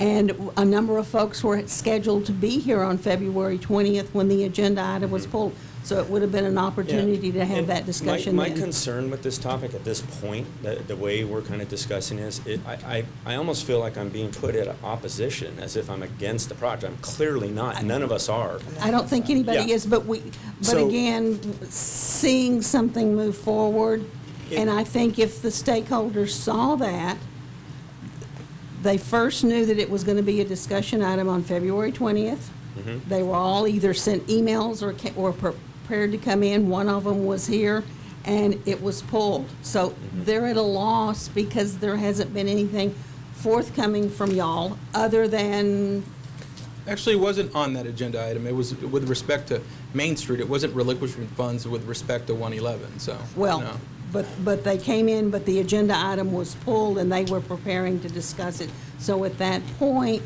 they're at a loss as to what's going on. That's fine. I would certainly, I mean, regardless if it's ad hoc or however, remember, all of those stakeholders can engage each and every one of us. So I would, for the record, be more than happy to share at least not only what I know, not only the support, but ultimately what it's going to take. And I think as business people, they'll come to the same conclusion. By the way, my father-in-law operated right out of that area for decades, for generations. So My I'm father-in-law very was a familiar little with farther that. up Yeah, the street on that's Main right. Street, so he had a double complication. So we share that in common. So I'm very. Your father-in-law is still alive, Yeah. however. Very, very aware. And so with all that said, I don't think any of it is not acknowledging, that need. As a matter of fact, we have other needs as well. So Well, that's where it may come if down to you would priority. like, I will be happy to coordinate something based on your busy schedule and their busy schedule. Sure. I accommodate every stakeholder request that All I've right. been asked to. Okay. So absolutely. Thank y'all very much. All right, thank you very much. So with respect to, we'll continue the discussion. Is there another comment on this item? Yes, there is, and I actually happen to agree. We're talking about Best Road, right? No, we're talking about 111. 111. Old 111. 8th Street. North 8th. Eighth North and 8th, 111. 111. Not Best. Oh, out here. Yeah. Yes. Yeah. That's I what had we're a really talking. good comment about Best Road. I don't want to. You know what? You Wait can till share we it. You can discuss share it Best though. Road. Share it. Go for it. Go ahead. Share the comment, regardless. Main Street seems to be a good investment. Thank But I'd you. like to see a process where you engage community. I don't know what that looks like, a workshop. I appreciate I think that. it'd be important, but certainly would Maybe support we can investment. incorporate both. Yeah. Thank you. And the other comment I was going to make, which, you know, I'll make it anyway. You know, I think, you know, Best Street does have high traffic of trucks, as well as a lot of residential areas, with a lot of the issues now, evidence showing, kind of like it did at once, you know, tobacco is bad for you. You know, now we're finding that these diesel emissions are bad for you. I was going to actually propose an alternative funding source, which I think would work very well for both Best Road and for 8th Street. So the Highway Patrol has the authority to set up stations out there. A lot of these trucks do not meet state standards. And almost on every situation when the Highway Patrol stops these vehicles, these trucks, whether it's on Best Road, whether it's on 8th Street, it's likely that they're not meeting those standards and issues violations. I actually have pushed for policy and actually written, helped write policy to assure that at least 50% of that money is coming back to the communities where these violations are happening. So that I think is a very effective way to raise the funding necessary to fix those roads. So something to keep in mind. Thank you. Thank you for your comment. All right. So we'll continue the item through the budget process, and we'll see if there's an opportunity to engage the various stakeholders involved. Okay. That's fine. Next item on the agenda is, and excuse me, but want to, you know, just for the sake of brevity, let's try to push forward through these items quickly. I know there's not backup material on them, but if we can address them quickly, I would appreciate it. So the next is 5E, discussion potential staff direction regarding establishment of a downtown ad hoc committee as requested by City Council Member Lou Canby. On this, I would just like to propose putting together an ad hoc committee to begin to look at some of the short-term, quicker solutions for downtown, such as, you know, exploring the ordinances that are on the books and begin the process of notifying the owners who are in violation of those ordinances, do some of the lifting for staff, and then maybe pass some of that on to staff to execute, sending out notices, that kind of stuff. Also, studying, perusing the 400-plus pages of downtown specific plan and Main Street plan to get an idea of what direction we want to go, what of those plans we'd like to try to integrate sooner rather than years down the road. Things like that, just to try to get the ball rolling on some improvements, downtown aesthetic improvements.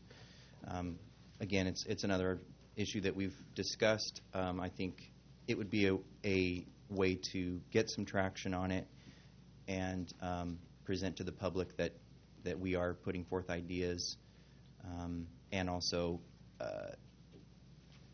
enforcing the ordinances that are on the books that have kind of been neglected over the years. And I would like to propose that myself and Councilmember Kastner-Howdegi be on that ad hoc committee.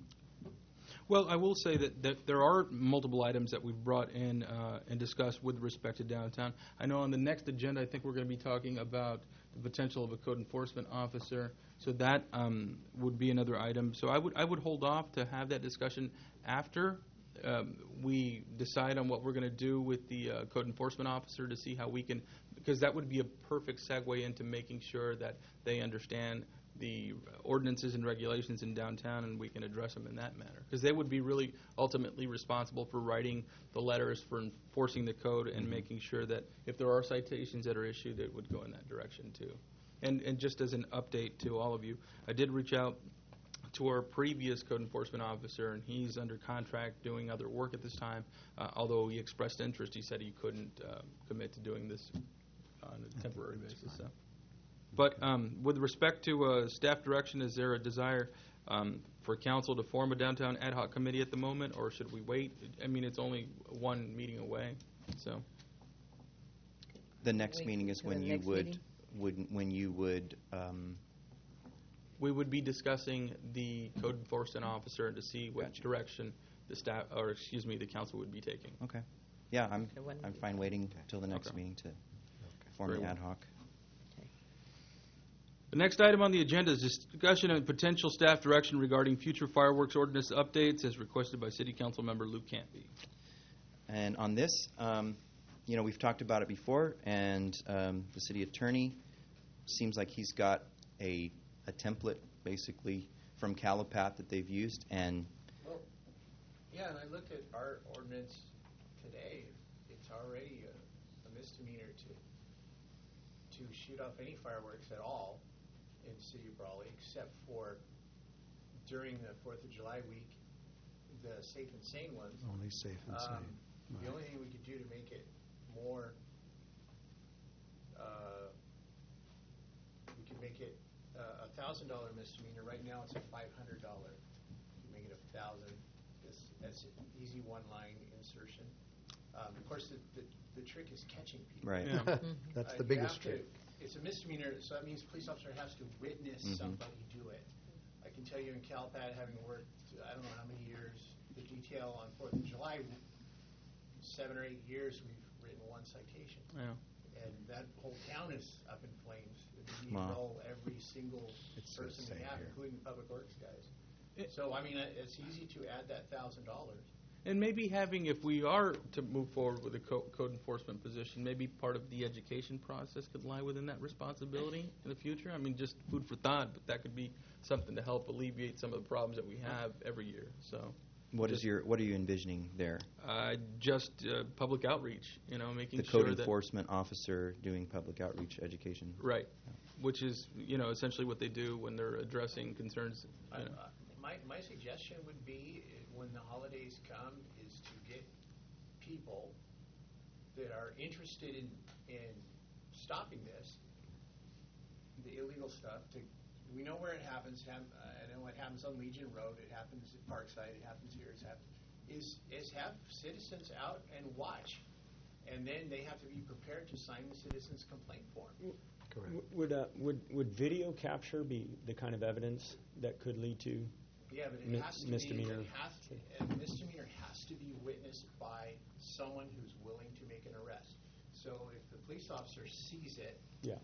he's the witness, he can make an arrest. Yeah. If a police officer is told about it, Yeah. you see it, and, you know, I think. and you yeah. say, no, I don't want to sign the citizen's arrest form. I think I mentioned this before. So what I'm hearing from our city attorney is our ordinance, in essence, other than maybe the fine amount, is Yeah, pretty and I can consistent change with that in with 2 seconds. with the existing ordinance. So I don't know so much if it's some radical departure from our current ordinance. It's more of a what can we do actively to deter, engage, and yes. catch, Mhm. you know.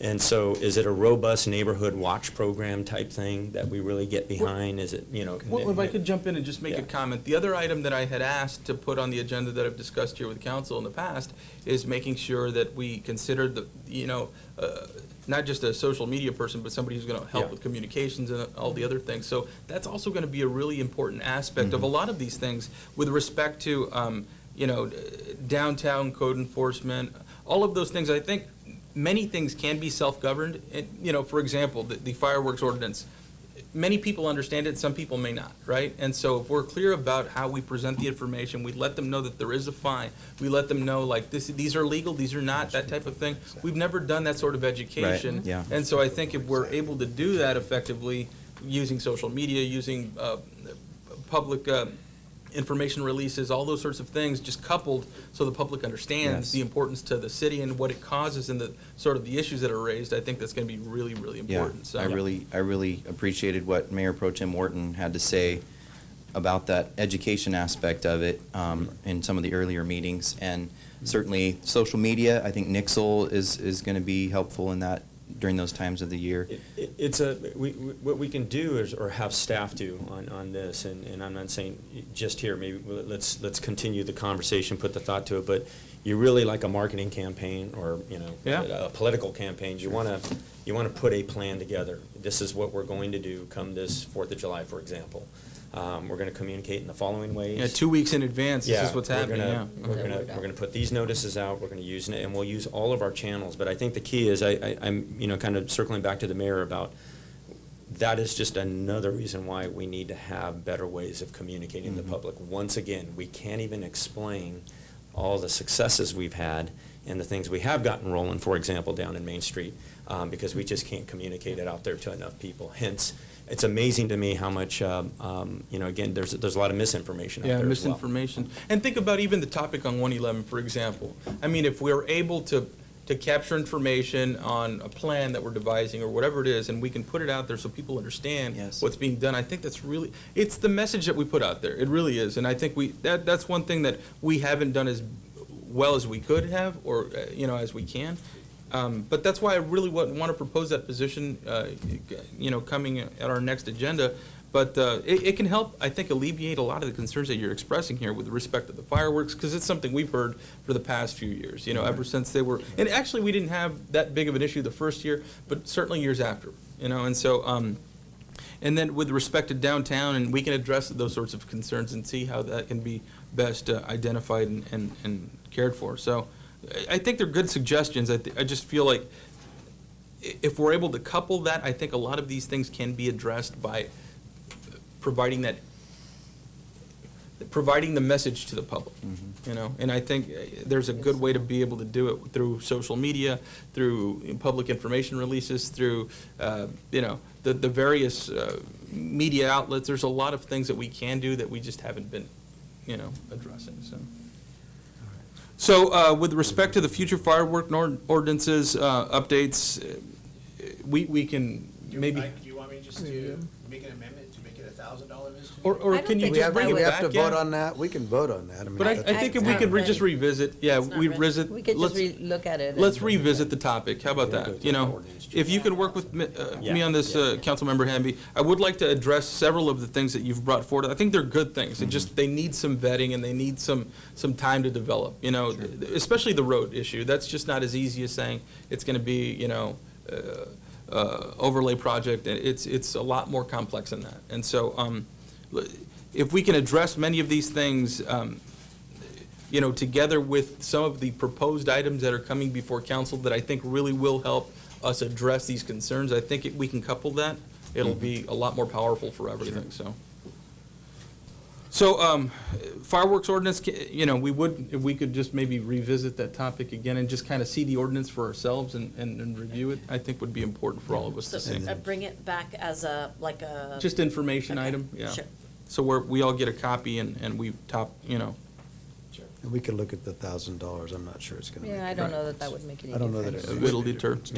But I think there's also public pressure too. If there is a message out to the public saying, hey, this is legal, this is not. These are not legal. They're not able, and these are the causes, these are the things that it causes, so. I mean, if So we do have we catch had no several arrests? people. I was just going to ask the chief. No, we had less than 10 complaints and nobody was willing to provide an exact address, so. And I think it's pretty compelling. The city attorney just said in Calapat for 20 years, you wrote one citation. So to me, it's, I think of littering. Remember the littering campaign? If you litter, you pay $1,000 fine, those kinds of, it scares most people, but not everybody. I think if people saw on Nixle, hey, $1,000 fine. And we're looking for you. that kind of I think thing. that would make a difference. Maybe not sure. Comments? Yes, I actually do. Actually, not so much based on, what the violation of that is. I actually wanted to offer a resource that I think it's appropriate to the discussion. I've created a platform called Ivan.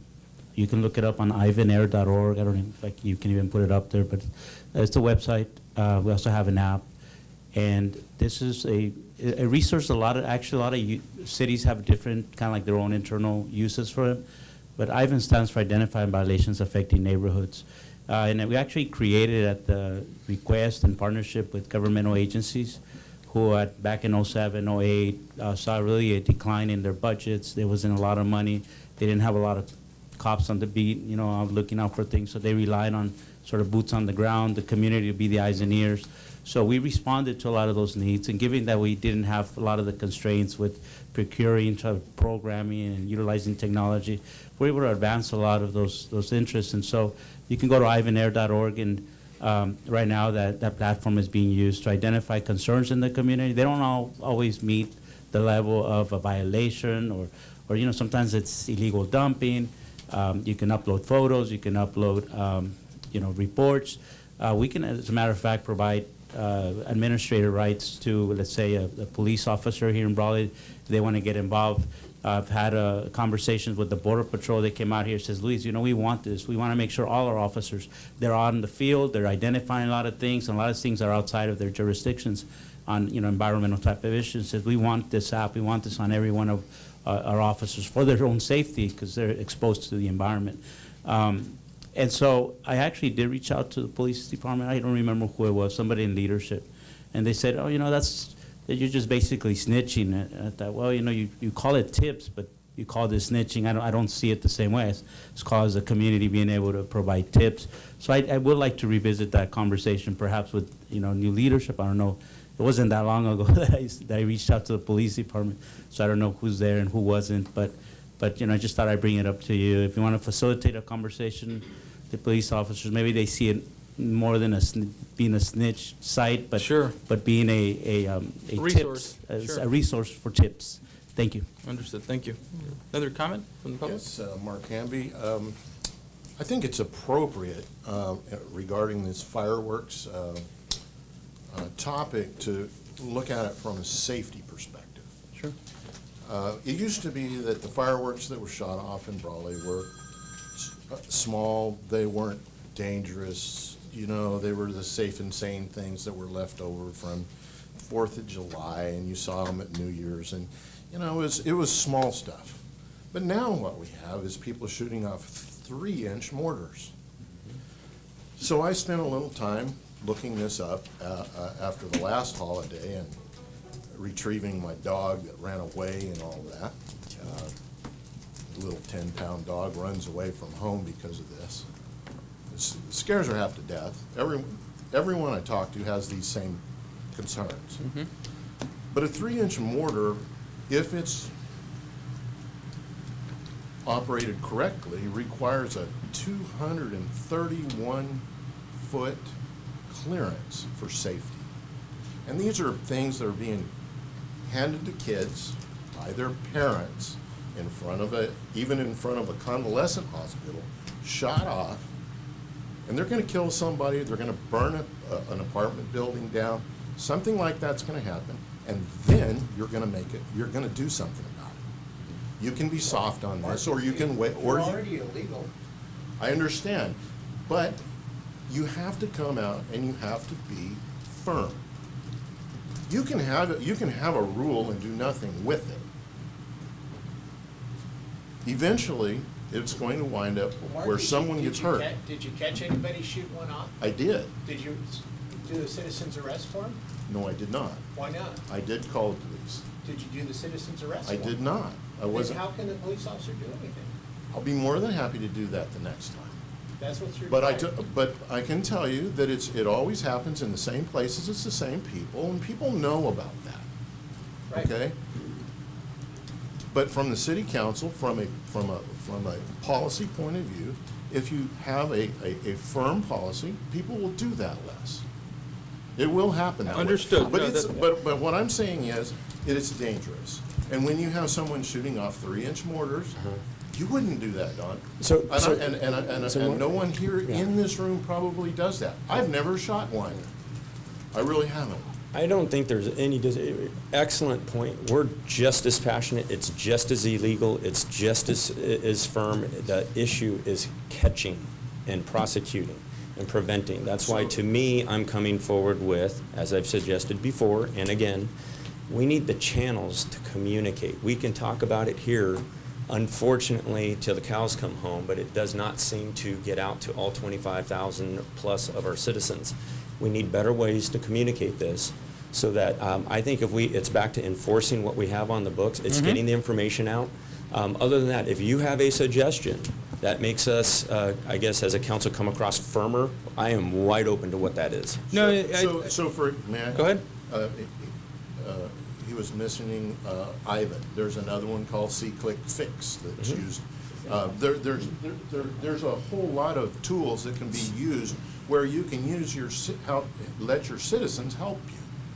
I think those are great points, You just Mr. said Hamby. that, yeah. And going back, my own opinion too is, of course, it's safety and having that perspective is very important. Messaging it to the public, because you're right, most people have probably never fired off a mortar like that, and they never would, right? Just for obvious reasons. It's not the right thing to do, it's illegal, and it's a safety concern. And so messaging that to the public and making sure, I'm sure there's probably some people that don't recognize the fact that how dangerous those things really are. So addressing public safety and addressing the fact that they are illegal and they could hurt, kill, destroy property, and all those sorts of things are really important. Going back to a topic that we've discussed here in getting really a position created to address a lot of those concerns with the public. I think, most things and most people, I would say, within the city of Brawley are law-abiding citizens. They're not out there to break the law all the time. They're certainly not wanting to.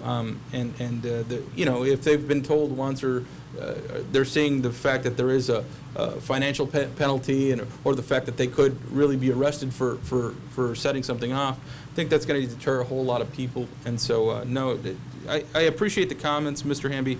The safety perspective is certainly one that we don't take lightly here. Well, some folks think that by giving it to their kids to go shoot off, that somehow they're getting around the rules and the ordinances don't apply and they can do what they like and nobody's going to bother them. And so far, they've been correct. And so it starts with having a firm policy and saying, look, I think the right standard is to raise that number from 500 to 1,000. It says something. It says we don't like it and we're going to stop you, and it's going to be painful if we catch you. And I think you also have to address some way. You have to say, parents, if you give your kids this stuff and you burn down someone's house, that's really not going to work well for you. What if the kid gets over there and sets it off next to a friend and blows someone's hand off? I mean, I don't think I want my city to be somehow soft on that thing, so that happens and then we have another kind of issue. Yeah, I don't believe we're soft, and I want to let you also know that it's in my neighborhood too. I think it's in all of our neighborhoods. And it is just as, it's everything you just said. I detest it. I'm no different than anybody in this room in terms of how you feel about it. On New Year's, I drove around the whole town between midnight and 1 o'clock, and I was shocked at how much of it was going on from so many places. And I always thought that big stuff like that was something a Rudy Schaffner would have. But it's proliferated everywhere, right? And it's pretty dangerous. Anyway, that's all I got to say. I will say it's not happening in my neighborhood, but I do notice a lot coming from Donnie's neighborhood. It's a real concern for me. It is, though. It's unbelievable. But I even operate aircraft, you guys. I've had a firework shot at us, Wow. Over town. So, and it was not the holiday, by the way. So don't forget, this does occur other times of the year. So, all right, let's move on. I know we're limiting our time. Councilmember Couchman, did you need to I'm make an okay. exit? No, You're I'm okay. Okay, we'll try to expedite things. Next item on the agenda is discussion potential staff direction for park repair grants as requested by Councilmember Luke Hamby. And maybe this could be part of the budgetary process, springboarding off the strategic planning session, but I think we mentioned a grant writer. I don't recall specifically if that was in the strategic planning session, but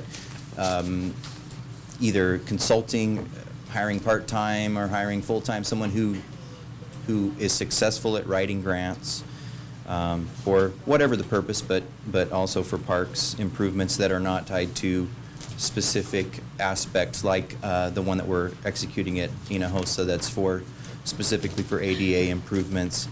Obviously, as hard as our Parks Department works, we need resources, and there are is definitely room for improvement, and money's usually the biggest part of the problem. And so I think someone dedicated to applying for grants, who's trained in that, and that's their specific job title, seems to be,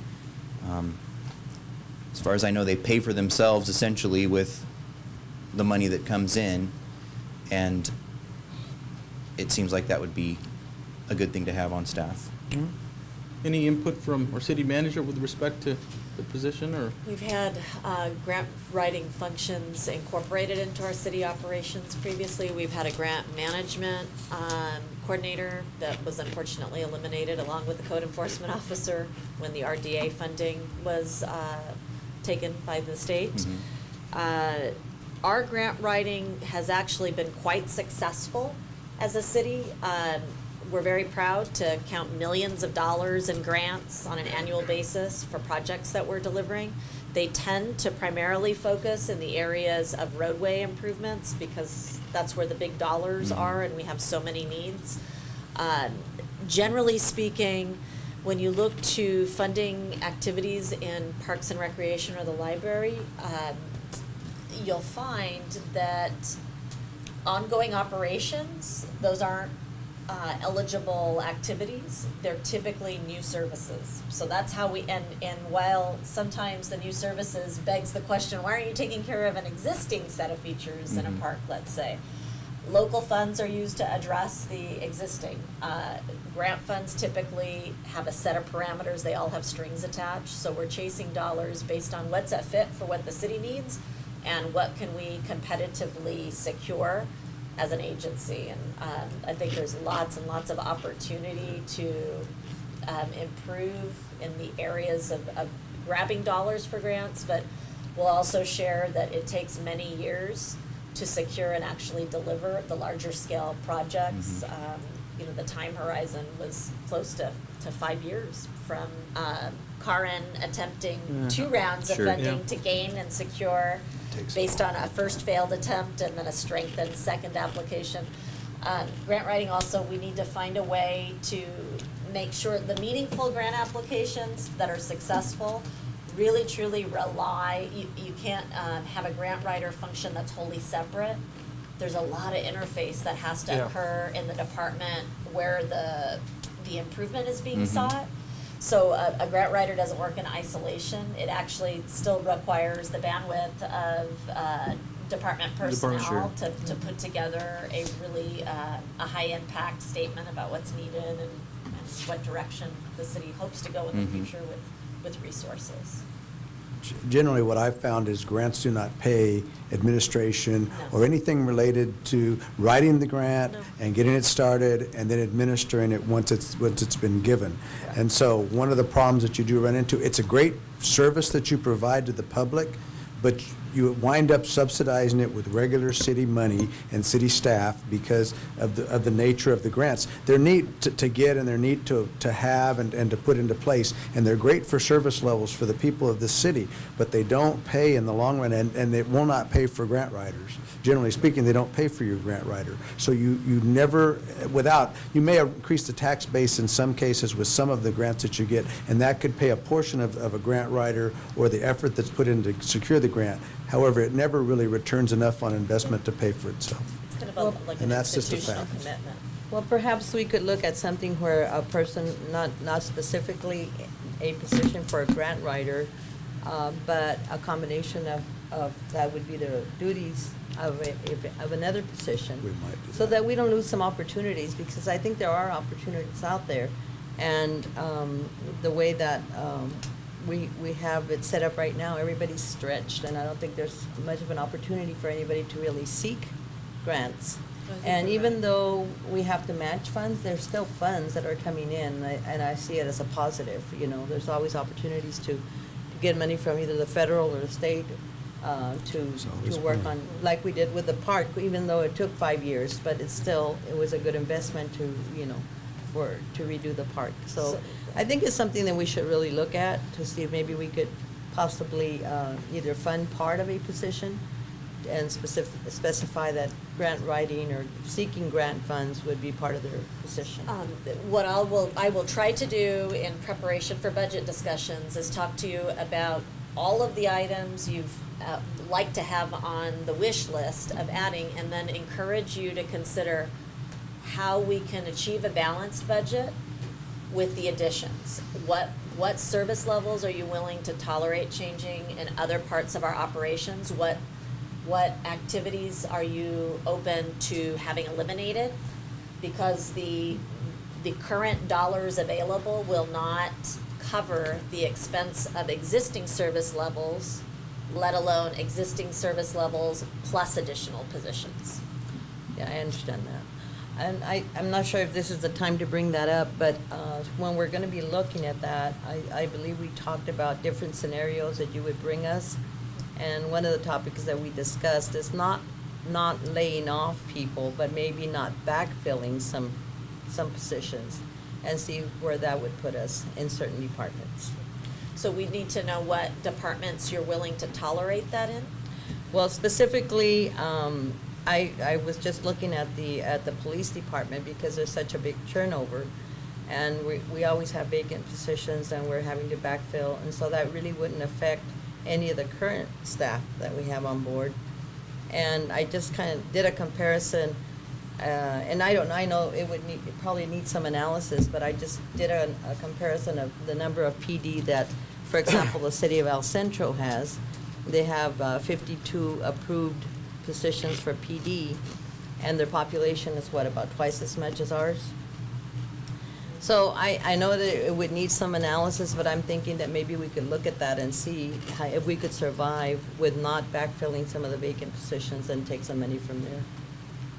So those would what we do is basically translate them to service level changes, so you understand how reducing the staffing model, how it's gonna translate to a scenario, which today, I might have a quick set of notes that I can run through.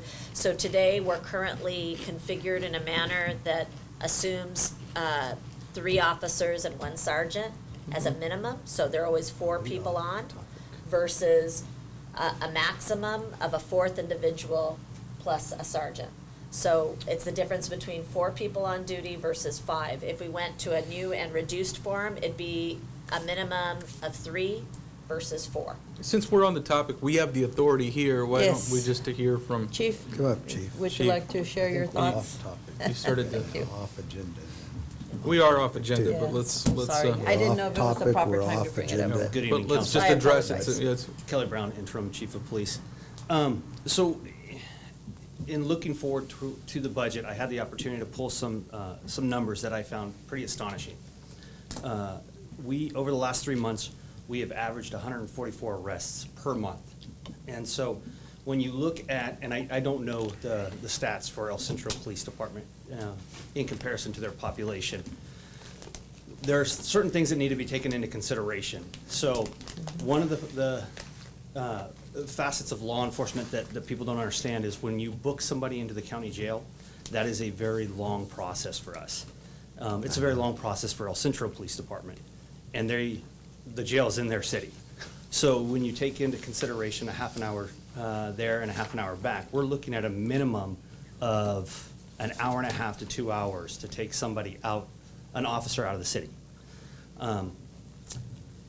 I had the fortune to work investigations in 2014 where we had a total of 14 homicides or attempted homicides. And I can tell you that that is taxing on any police department. So when you talk about cutting a police department that's already short-staffed, and I understand that we're looking at taking away vacancies, my guys or my officers and my dispatchers are just inundated with work, and we are burning the candle at both ends. You know, and I don't know how much you want to get into this. Looking at our overtime budget, I had to adjust that mid-year to accommodate the staffing levels because we just don't have the officers to staff minimum staffing. So at one point, as an investigative sergeant, I had 4 investigators. We currently have 2.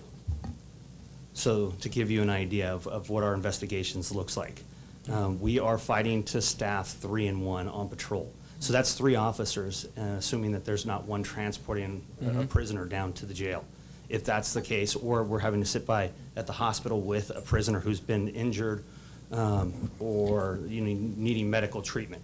So that puts 2 officers and a sergeant on the streets. So if you were to have a serious incident in a city of nearly 30,000, we are constantly relying on the sheriff's department to help us. And, to lose more bodies would just be a huge loss for the community. And Chief, correct or not, it also limits your ability to participate in some of the regional programs that are out there and posts that Correct. require bodies. And those ultimately can lead to asset forfeiture dollars. Absolutely. Speaking of grants. We've been successful in the past. Yeah, that have been tremendously supportive in terms of acquiring equipment, vehicles, training. Absolutely. As well as funding bodies. So. If I'm not mistaken, Rosanna, I think you can correct me on this. I don't think we've purchased a police vehicle out of the general fund budget in over 3 years because we've relied on special funds. It's pretty impressive. That's impressive, yeah. I just brought that up because, and I knew, like I said, that we'd have to analyze this information, but just looking at the overall, and I didn't have that information, so Yeah. I appreciate you sharing all that with us. And just looking forward, knowing that this was going to be a topic moving forward towards the budget talks, I just had the opportunity to do that. And,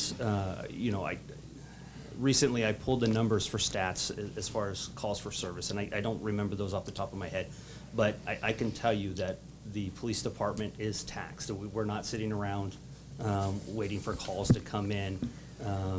We're responding to those calls. Sure. Okay. So. Thank you. Thank you. Thank you. Thank you, Chief. All right. Another public comment, all right. I have a lot to say. So I just want to address the grant writer situation. And I know Councilman Couchman, you have a lot of experience with grants. He's writing one right now, actually. I see his notes. Yeah. I know he's got a lot of years of experience in that. My organization, Comité Cívico, we employ 15 full-timers and about another 5 between full-time and part-time external consultants, all based on grants from state, federal contracts, as well as private foundation contracts. So we do have a pretty diverse portfolio. We've been operating in this valley for over 30 years.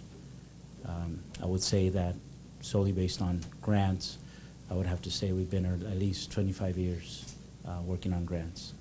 And so I know that city manager have full faith in her work and all that she does, and certainly we've had these discussions. And so I know that if the budget doesn't allow, the budget doesn't allow, right? It is a risk. It is an investment, and you don't never know if you're going to get a good one or a bad one. If the possibility is there, if it's within the budget, I do advise it that you seek somebody internally, somebody that works within the programs. It's not, Councilman Couchman, I don't know if you agree with this, but it's hard to work with somebody out of San Diego, some out of LA, and I think that's the common mistake we can make in this valley, thinking that somebody from elsewhere is going to take care of it and bring in the dollars, and I don't think that's a sustainable approach. I think you need to have a grant writer who's passionate about the community, somebody who understands the community, somebody who is not going to write something that has nothing to do with the community, and when we try to put a block in a triangle peg, it's just not going to work, and I think that's going to cost more money. So so I agree with those issues. So that's to the extent of bringing in a grant writer. I think it's beneficial, especially right now that we have an assembly member who's been a champion, who's been teeing up monies that we can bring in here locally. I do that as well in Sacramento. I'm not your governmental affairs person, but I'm always in Sacramento looking out for the valley. I basically provide the service through the grants that we get. And what I try to do is bring in money for Brawley, try to line up money, right, for this whole valley to the extent that we can as an organization. And I think that, I've spoken to city manager about this. It's hard, and I know it's hard for the city, but at the earliest convenience, at the earliest opportunity that you do have those resources, I think it would be a good investment. And it's still a risk, but it would be a good investment right now that we have some state support, and bringing in those monies would be beneficial. So, thank you. Thank you. Thank you. All right. So we'll have the continued discussion on this item, and thank you again. Next item on the agenda is 5H, discussion potential action regarding the Imperial Valley College Foundation Hall of Fame induction and dinner, April 19th. So just as a reminder, this was an item that was brought before the council previously. They had approached me like a few days beforehand to see if we had any interest in purchasing a table. And the inductee is Dr. Victor M. Jaime. Yes. Previously, I understand, from Brawley. He's retiring. Yeah, and so he will be in the IVC Foundation Hall of Fame induction dinner, and it will be taking place here in Brawley. And so I believe, there's obviously great interest in representing the community. I think it could be a great opportunity for all of us to represent our city there as guests. So it looks like the table of 8 sponsorship is $600, single tickets are $100, and double tickets are $175. So I'm not sure if there's any interest in purchasing a table or if individually attending is of interest to the council, but I certainly wanted to get it on the agenda as I committed to the group that I would. So. How do we normally handle that? Don't we normally look and maybe poll everybody, see who's interested, and then decide whether Yeah. we buy a table or buy individual tickets, don't we? And on a normal That's basis, one that's way how to we go usually about look it, at and it's it. consistent with the way the council's approached other requests And we for can have sponsorship. Alma can do that. And that's I a think. Thursday, it's a 19th. I would be interested in attending. Is anybody else interested in attending this event? Norma would be as well. I won't know yet. I'll have to check. Sam doesn't know, he's writing his grant. Thanks. I'm interested, but let me double check, make sure I have no schedule. Councilmember Hamby, would you be interested? I'm interested. Okay, I so, need to check with my bosses. okay. So there may be potential for maybe 10 guests, right? So why don't we consider that, and then if everybody could finalize their schedules and get back to Alma, I'd appreciate it, and then we'll move forward. Would that be okay? All right. Perfect. Certainly looks like a table. Okay. Yeah, it At the looks like very a minimum, table right? would be the Looks best like way a to go. table. With an But additional it's- 2, Possibly. Okay, thank you. All right, the next item on the agenda is departmental reports, and that is, I'll just make the announcement. I know it's from our city engineer, but I'll make the announcement. It's a community cleanup day on April 28th from 7 a.m. to 2 p.m. at the Brawley Municipal Airport. And there's backup material on pages 104 to 105. I know we've had some challenges in the past, but I think most of those issues have been resolved this time around. And, there's a good opportunity for the public to go out there and discard those items. So there is a flyer that is located in the backup material. If we can get a PDF version Yeah, so we can sent post it. over, we can post it online, social media? We've I'd be placed happy to it share in the it, lineup George. for Pardon utility me? bills, so You it'll post be it and an I'll share it. insert. Yeah. It also goes in utility bills, so. It's an insert in our Yeah. utility bills, and then And- a couple days before the event, we use our electronic message boards. Right. It seemed like it went pretty well this last time. I think I It did. took Went something better. out there, It and it did. seemed like it moved More along organized. very well. And I did Okay. post something recently with respect to the residential pass that you can get, for 4 Yeah, I saw tons of that. trash, and Yeah, so. you got a lot of comments. I on shared, that. I shared that one. Yeah, no, it's good, because a lot of people may not be aware of that, and so, Yeah, those are the sorts of positive. things, honestly, we should just be doing as You a got city, positive and comments. getting a lot of information out there, so, good Absolutely. stuff. All right, next one is, update on City of Brawley Library strategic planning effort.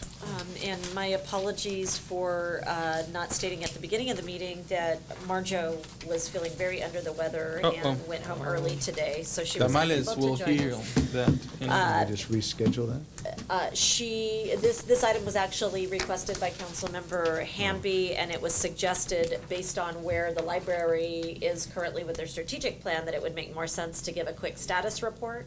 So what occurred at the last library board meeting was that the draft plan was reviewed by the board members. A number of adjustments, refinements were recommended, and the next steps are such that the items scheduled to return to the library board in April. At the April meeting, they intend to adopt the document, the plan,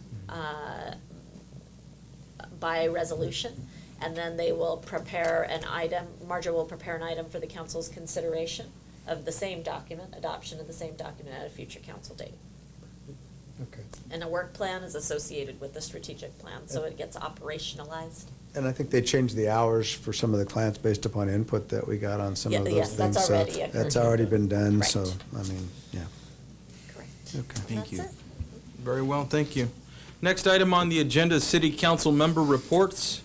We can keep them short and sweet, I'd appreciate it. No. So we'll start with Councilmember Hamby. Oh, where do I begin? All right.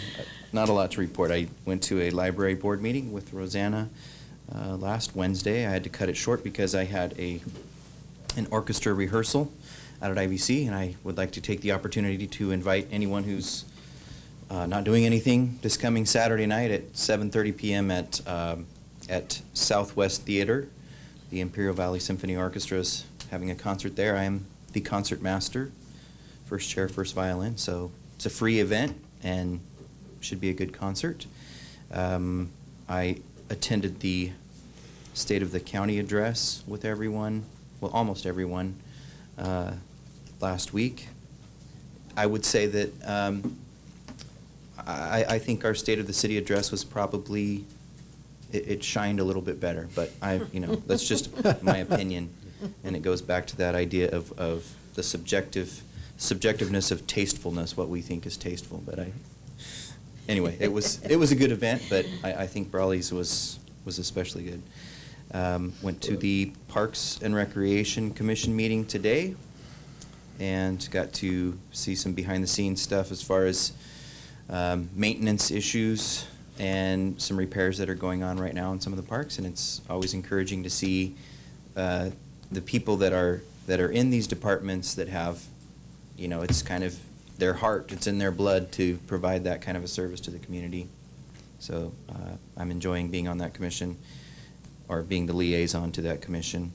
I had some public interaction, some people concerned about irrigation issues with some of the parks, most notably Plaza Park, trees in general needing, a certain amount of water and maybe not getting that amount of water. So I know that it's an ongoing maintenance problem where we have to stay on top of sprinkler systems, and there's so many throughout the town. But anyway, that's about all I have to report. Thank you very much.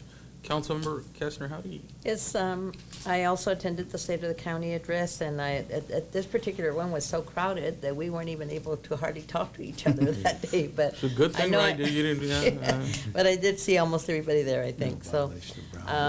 It was nice. It was a nice opportunity to network and see people from throughout the county, which is always good.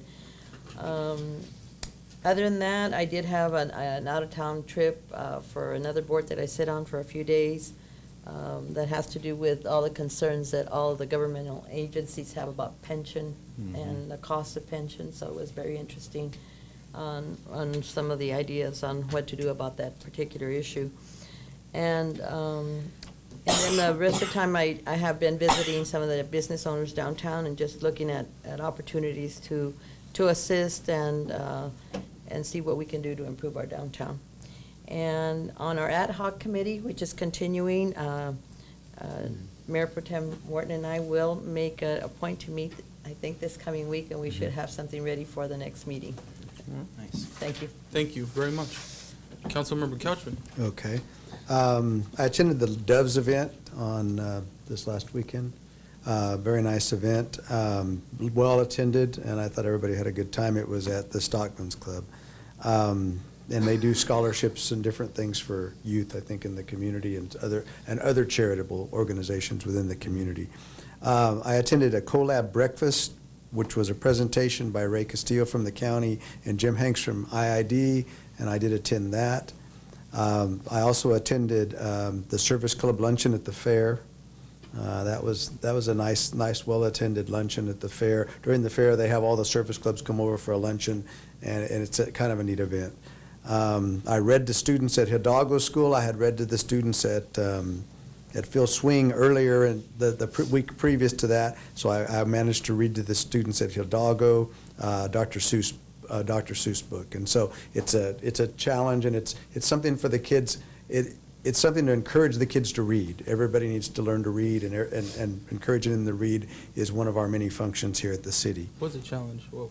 It was a challenge for me to read it. Yeah, reading Dr. Seuss is. You should have to read Green Eggs and Ham. It's hard, man. Or The Cat in the Hat's even Especially harder. when you have to act it It's out. longer and bigger. Especially if he has to act it out. I know, he's acting it out. And then you have 50 questions from the kids about the book, and Yeah, you know, man. and there are some things in there that don't really happen, but they think they do. Yeah, And no, so- when you present to kids, it's rough, man. They were like, why are you sweating so much? I'm like,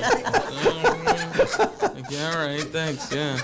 Well, they ask questions like, Yeah. "Why do you fly a kite in the Yeah, house?" right, you yeah. know, and I said, they said, "Well, you can use a fan." The kids are good about bringing that up. I was not able to attend the State of the County address due to a commitment for Rotary. I am the Rotary president for a 3-month period because we had somebody transfer out of the Valley. So I'm the Rotary president for Brawley Rotary. We made a trip down to Mexicali to visit the Industrial Rotary Club of Mexicali, and we made a presentation to them and a check to them for one of their hospitals down there. And in doing that, I'd made that commitment, and so I didn't know there was going to be the State of the County address. But it is a unique experience to travel into a foreign country. It's a unique experience to network with people from those communities, and they do a lot of the same services that we do. And you have doctors and lawyers and everybody else in this organization, and they do a lot of charitable work within their city. And I thought it was important to make the trip, and we had a great time, and it went well. And so with that, I am done with my report. Thank you very much. Councilmember Gensler, would you pass that over so they can be placed back on the? Okay. Thank you. Yes, I practiced my Spanish over there. What did you end up saying? Everything I said in English. There you Then go. you didn't All right. practice your I didn't. Mayor Pro Tem Morton. Absolutely. The Doves Monte Carlo night, as stated, State of the County address, all again, great and well attended. In addition, I attended in kind of multiple roles again, but I did enjoy going to our NAF Blue Angel Air Show open house. Also a great place to see all of, kind of air show fans from all around, not just the Valley, but all over Southern California. Subsequently, attended for myself the first time the Mayor's Summit, which was held in Yuma. And it was quite an eye-opening event. There were a lot of great presentations by economic development experts, elected officials from all throughout, and what it's representative of, and I don't want to steal the thunder, maybe the mayor's going to maybe cite a few more things about it, but for me what was unique about it was interacting and hearing about how we're an integral piece of kind of a 4-region, 2 different countries, obviously as stated, 2 different states, and then as far as what's south of the border, 2 different states there between Baja and Sonora. But what we are as a region, just the GDP alone being larger than a lot of well-developed, countries like Italy. I mean, just that region. So it's really talking about some exciting things on how we can harness that, better work together as a region to not only benefit, but I think ultimately going back to things like lobbying for funding, especially at the federal level, infrastructure expenditures, all those big ticket items. All those things were presented. So if nothing else, I think I walked away just getting some great information on some of the advantages we do have and how it relates right here to good old Brawley. So, and then phenomenal networking. Did get the chance to have some really quality FaceTime with the mayor of Yuma, and hopefully he'll be coming out here for a visit. We invited him out, and also we had some great interaction with our military partners back to the Marine Corps. I was invited to go attend the Yuma Air Show. That was my first time doing that, and I was glad I did.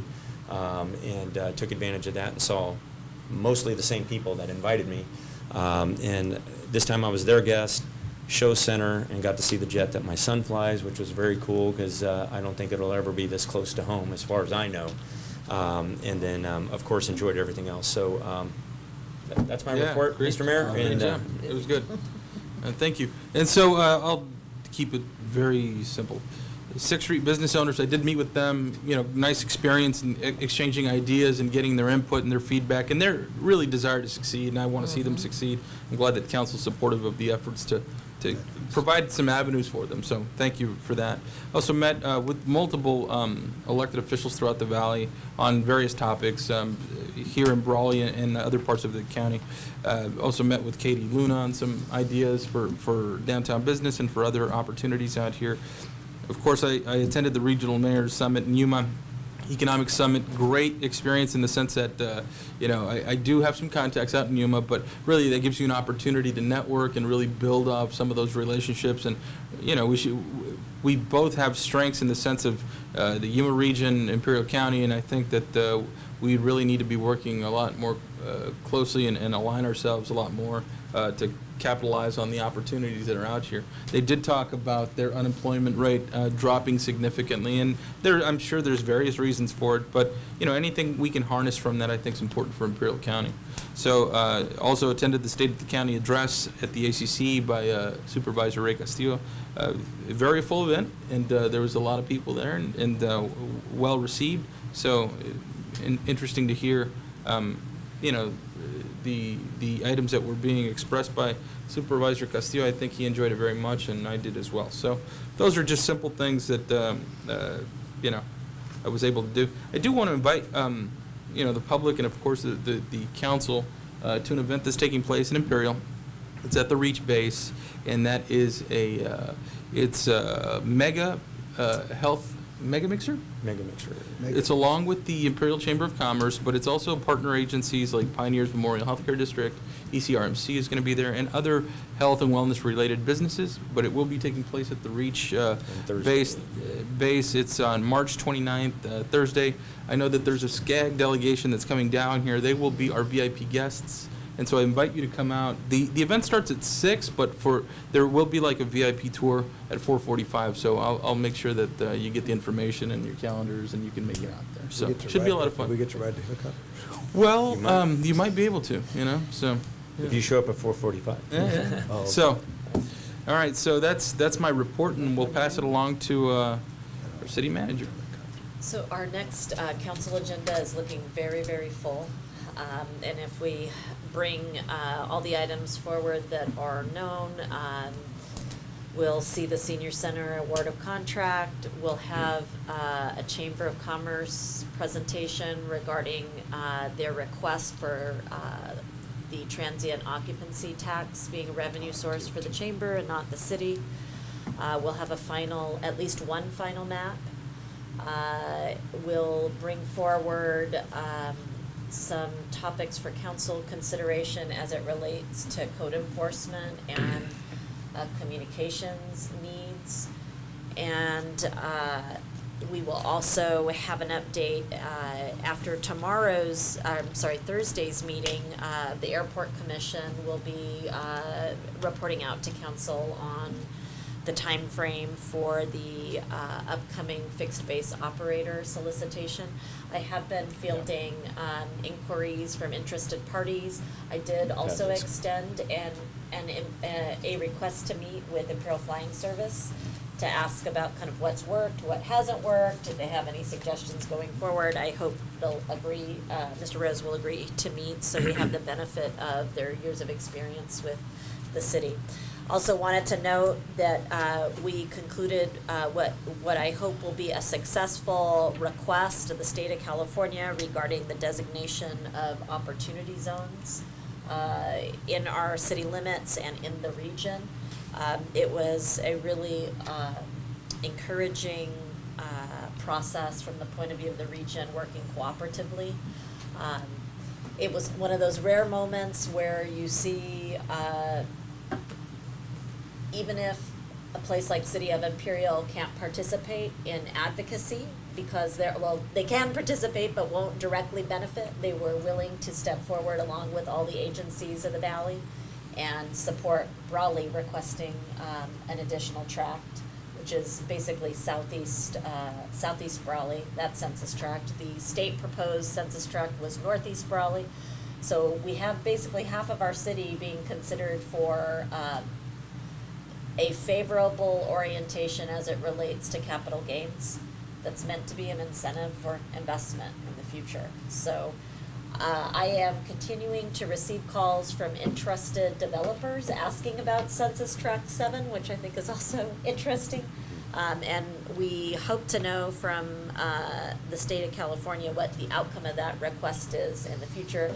Many additional tracts were proposed and ranked. The East Port of Entry was the #1 additional tract requested. The city of Brawley's Tract 107, based on socioeconomic indicators and land availability, was Census Tract #2. So it was two. Number two. Those were the top two among many. So if we have the good fortune for the state to expand the area beyond the state proposed, I think we'll have a nice incentive to market for development in the future. Some good news. And I think. let's see. I guess. With that, the next week kicks off, if you have a hard time reaching me or staff, next week kicks off all our one-on-one budget meetings. So we'll be sitting down, finance, myself, and individual departments to review performance to date, known activities next year. So at the status quo operation plus their desires. I'll consider their requests, but obviously be bringing forward to you a shorter list of proposals than all of the requests that are coming out of the department, because they won't be financially feasible to accomplish. It's gonna be a tough season. all of them. And I'll try to keep in mind. Thanks for the uplifting story. Yeah, you said that last thank year. you, thank you. We'll try to keep in mind that you wish to have some fast-tracked items, which is code enforcement and communications, outside of the budget process, but want to be sure I do my job to lay out that Understood, there's no. a trade-off. I say that jokingly, I understand. you have to No, get the grant right. I understand. Thank you. You're welcome. City Attorney's report. Right. Closed session can be very short. All right. Yes. If we let it. Yes. We will let it. If we let it. We have to. If we let it. City Clerk's report. Employees banquet tomorrow, Yes. 11:30 to 1:30. 11:30 to 1:30 11:30. employees banquet tomorrow. All right. Hidalgo, right? Hidalgo. Hidalgo. All right. And Sounds wear your fantastic. favorite team jersey. Oh, Yes. man. Really? Oh, Yes. thank you for the I'm gonna reminder. I'm gonna You wear don't have to do Team it. Sam jerseys. Couchman. I'm gonna wear Team Yeah, Sam that's Couchman. my That's my team. favorite. And I don't then think so. the Raiders. league dinner. No. I have a lot of Raiders. Wow, we're Uh-oh. sorry. You can't wear Hey, that. you guys are gonna They get. could borrow 'em. If Oh, anybody there's uses- 3 of us. Yeah. Form an ad hoc committee. Form an ad hoc committee to decide what jersey. And then the league dinner on Thursday. Yes, Fantastic. ad Dinner on Inferno. Thursday. Thank you. Ad Inferno. That's it. All right, we're gonna go into closed session, but prior to that, we'll take a 3-minute break. How Yes. about that? And then we'll go into closed session, close it out. Thank you. Thank you.